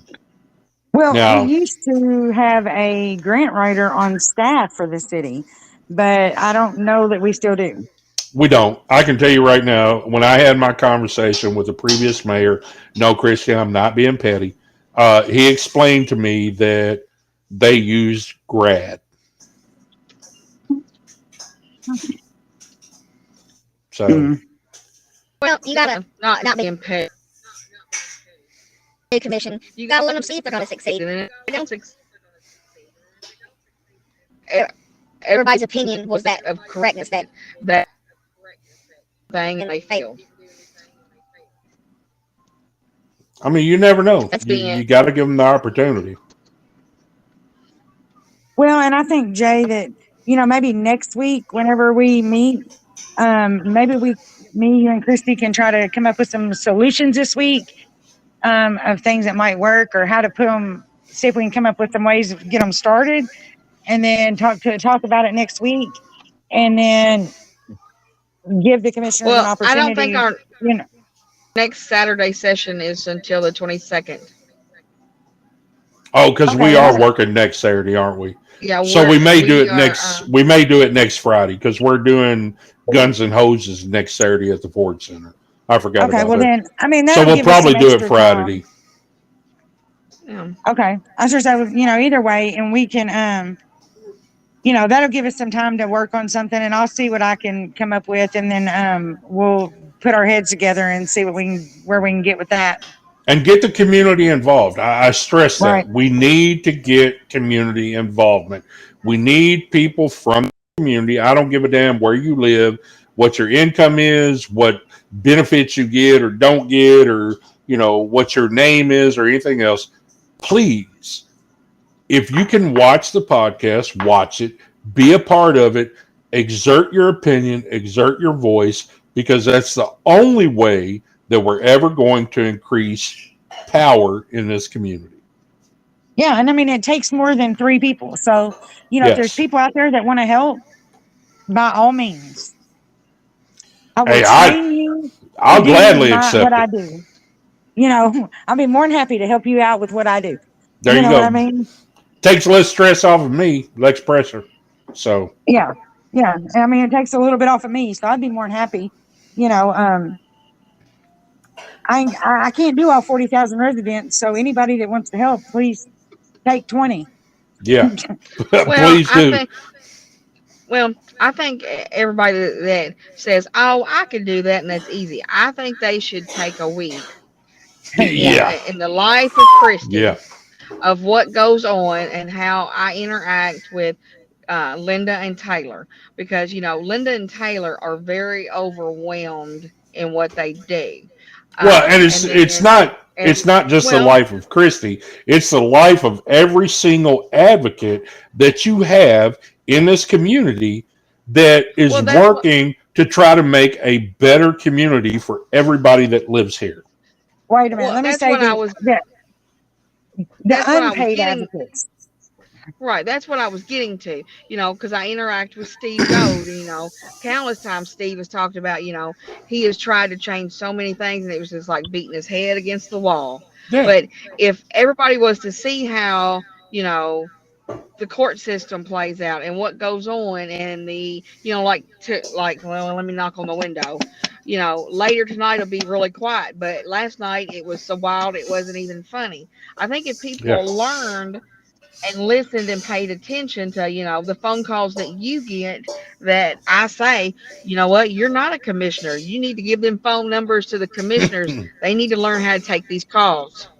And or what Heather does. If people understood what went into that, they may realize that it's not just, oh, it's just a phone call. It may be just a phone call that lasts 6 hours, that consisted of 3 rehabs, a place to stay, how you gonna get there, how long you gonna be there, what you gonna do with them kids. No, And and I it's what think 6 hours on and the phone. and what It's six your hours in front of a computer as well. advocate is willing to sacrifice, and as Heather said, an unpaid advocate. See, Yeah. that's the thing about it, And I'll be the first one to tell you.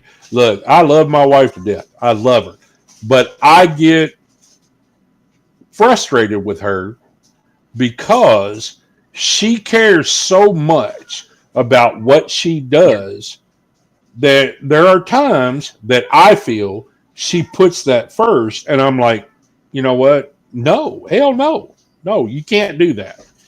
And I Well, understand why she does what she does because she loves this community. I love this community. She does what she does. She does not draw a paycheck. She doesn't get paid for it.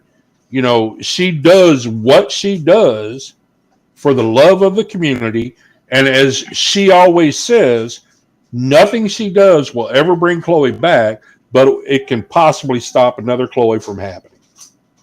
right. well, Well, and I mean, I'm hoping going, the organization gets money and it functions, but I have chosen not to take a paycheck or whatever, because we don't receive the VAWA grant yet. That's the operative word, because I'm going to take that grant, and that's being petty, well, and and run with it. you know, but And that's the same thing. Like, I miss, well, for example, and Jay knows this. I don't know how much you've told Christy, but, since September, I haven't had a car, still don't have a Yeah, car.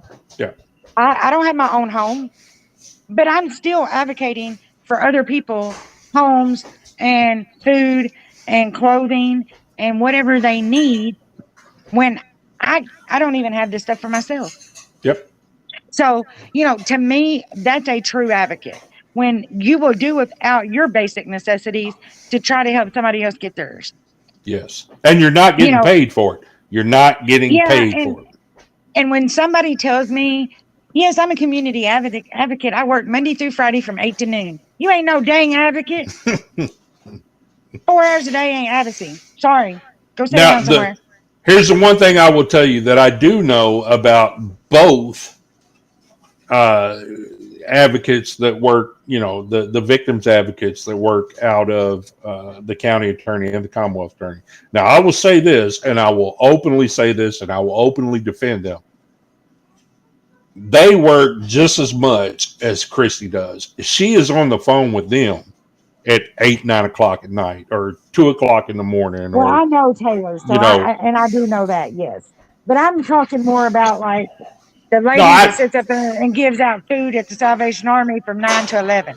yeah, no, I know Yeah. what you're talking about. I know what you're talking about. I just want other people to understand that there are even on paid advocate positions, there are people that they look, they take it serious. They provide above and Yes, beyond. there is a few, yes.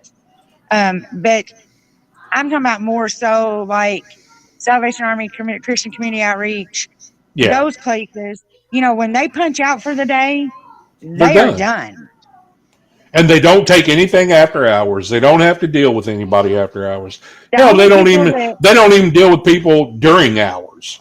so this happened the other day when I was looking for the elderly woman somewhere to go. How about the cops can contact Christian Community Outreach and the Salvation Army after hours? I got a They police should officer. be able to. So I got the police officer to do that. And how about both agencies refused to give her hotel room because they had helped her before 3 years ago, and they didn't feel like she had followed through with what they told her to do. Then, Yeah, that's just wrong. excuse me, and because she has some mental health issues, she's not allowed in the shelter in Henderson. So, like, because you have a mental health issue at one point in your life when you're in the shelter, you're never allowed back. And here's the kicker. Come to find out, it was because they didn't like how she prayed. Huh? She prayed too loud. Okay. So she's not allowed at the shelter. Okay. Mm. Oh, okay. Okay, that is the first That's all I time can say is okay. that, but that is literally the first time I've ever been given that excuse. Like I added that to my list of world famous excuses. Well, they wouldn't like me because I fart too loud. So Yeah, I mean, I was like, well, you ain't gonna like me because I'm pretty damn vocal and I'm loud. But I could not believe. I don't know. I don't know when Henderson developed that people need help and people only need to function between 8 and 3:30. the thing about giving help, and again, this is where advocates like you and Christy and the two victims advocates that I have personally dealt with, this is where it comes into play. When you are an advocate and you give help, it is unconditional. Right. There is no time limit. There is no, oh, well, we're doing it this way, we're doing it this way. You offer what is available. Yeah, And I do this then, 7 days a week. then if there's an issue of, well, I don't want to take advantage of this, or then that's up to the person that you're dealing with. But you still do not, I don't know. A community advocate or an advocate of any type, to me, you're doing it unconditionally. There's no stipulations. You're the person who gives somebody hope that has no hope. Yes, yes, You're the person exactly. who has faith in them when they can't have faith in themselves. Like, you can't just give up on them. Like, it doesn't, that just isn't how it works. If somebody gave up on me, I'd probably be dead today. I would be. I can tell you that right now. So somebody out there, in AA, actually it was several people, seen me and took a hold of me and cared about me and had faith and hope in me until I could have it in myself. And there's still days I question myself. I mean, I'll get on the crisis line tonight at 9 o'clock, and I'll probably be on there till 1 a.m. And Christy knows this. Domestic violence, suicide, depression, and anxiety, they come between 12 and 5 a.m., not between 8 and 4. Shit, they come whenever. Right, but typically it's nighttime. Midnight is when, I mean, we don't have enough. Last night I was on the crisis counselor line. We had 78 people waiting for help and only 50 crisis counselors on the it's a text app. So we only had 50 something people on the computer able to respond. Yeah, I mean, So you just have to pray that, those ones that you're not helping yet will hang on until you can get to them.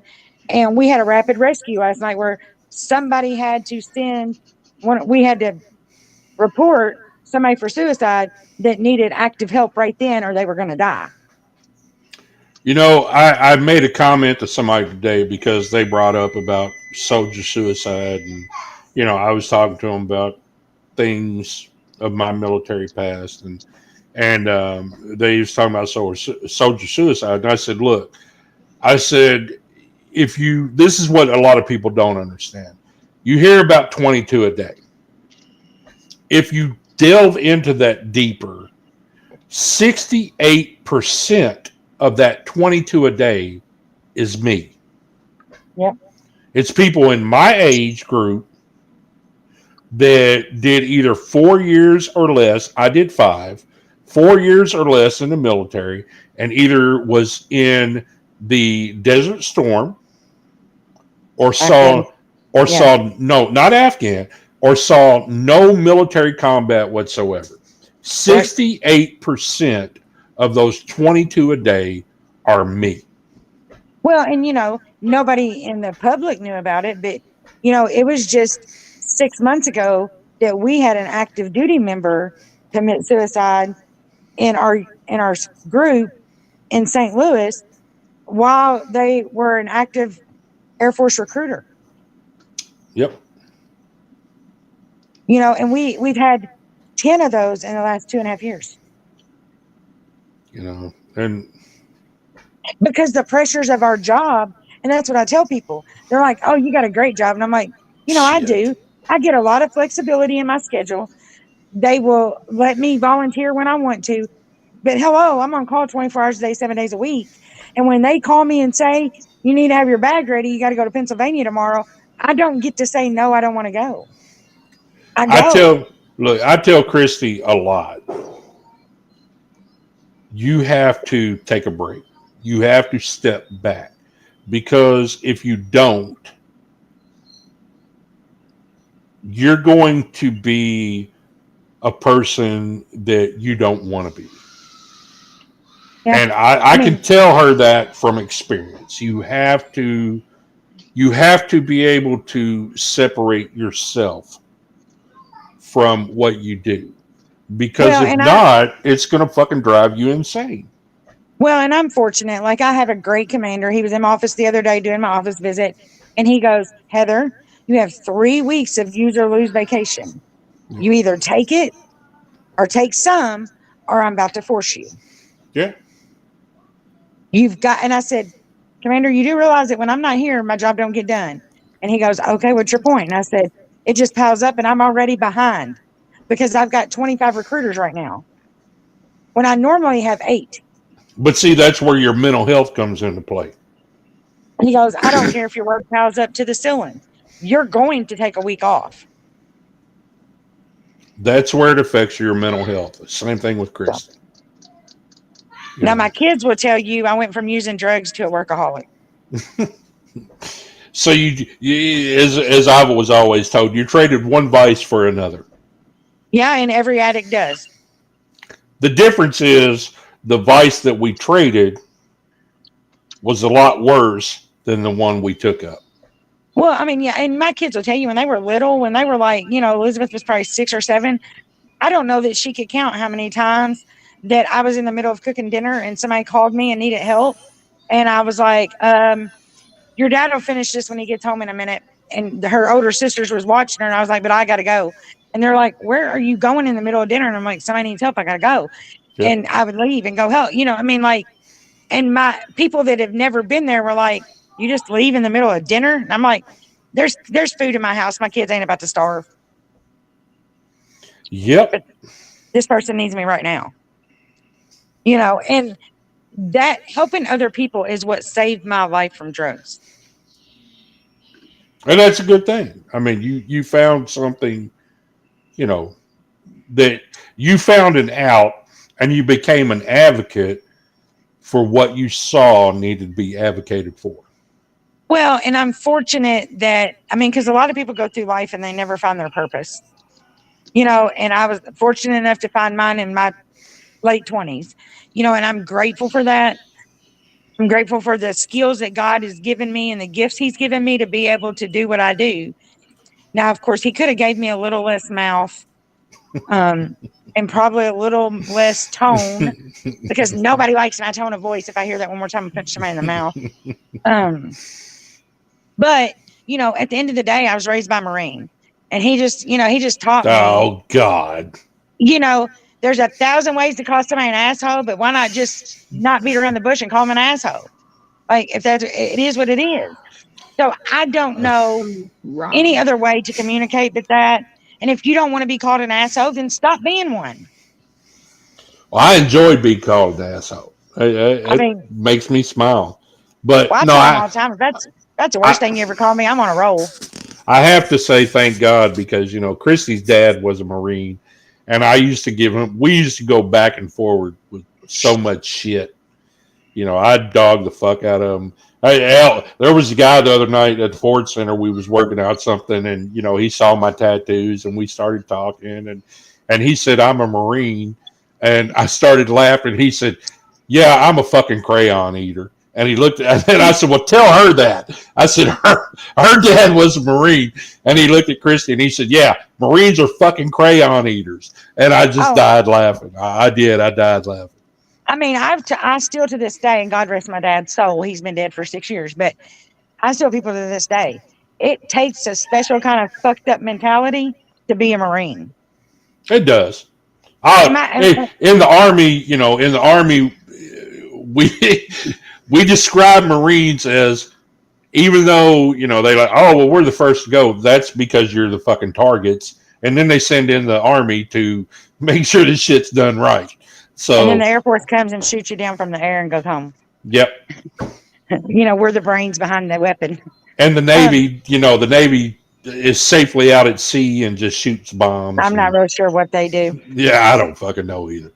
But and my dad used to laugh when I would say those things because I'd just say, he's a jarhead until the day he took his last breath. Though, if the United States would have called and said, "We need your help," he'd have went right on back, even with his heart functioning at 40%.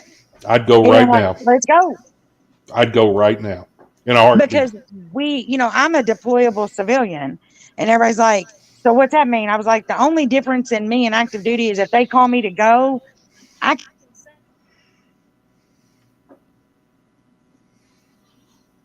Somebody must have been calling her. I said, yeah. I said, I can say no, I'm not going, but I instantly lose my job. Yeah. So I can refuse to go, but I would never do that because I was raised by a Marine, and that's the most disrespect you can do to your country. That's military period. It's not just a Marine.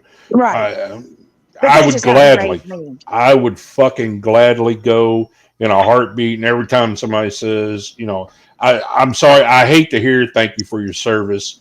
Um, but it was my pleasure, and I'd fucking do it again, regardless of what I consider myself to be a bad person for doing. I wouldn't change a fucking thing. Right. Well, yeah, and my dad would tell you he would not either. I mean that he would, he would do it all over again, is what he would tell you. I'll do it So, every time they call. That's what he used to say. but ladies, it's 8:15 or 8:13, so we'll just end this podcast next Friday. I'll post all the shit. Okay. Next Friday we'll get it. But does anybody, either one of you, have any parting things to say? No, I'm good. Okay, Christy. No. No. All right. So this has been about community, or about why we need advocates, what advocates we have, and I will post links and stuff on social media accounts to show where you can go to kind of look up advocate services. If any of y'all have any questions, please feel free to reach out to any of us. We will do what we can to help. I thank everybody for being an active part, and I look forward to seeing all of you next Friday. All right. Thank Later. you.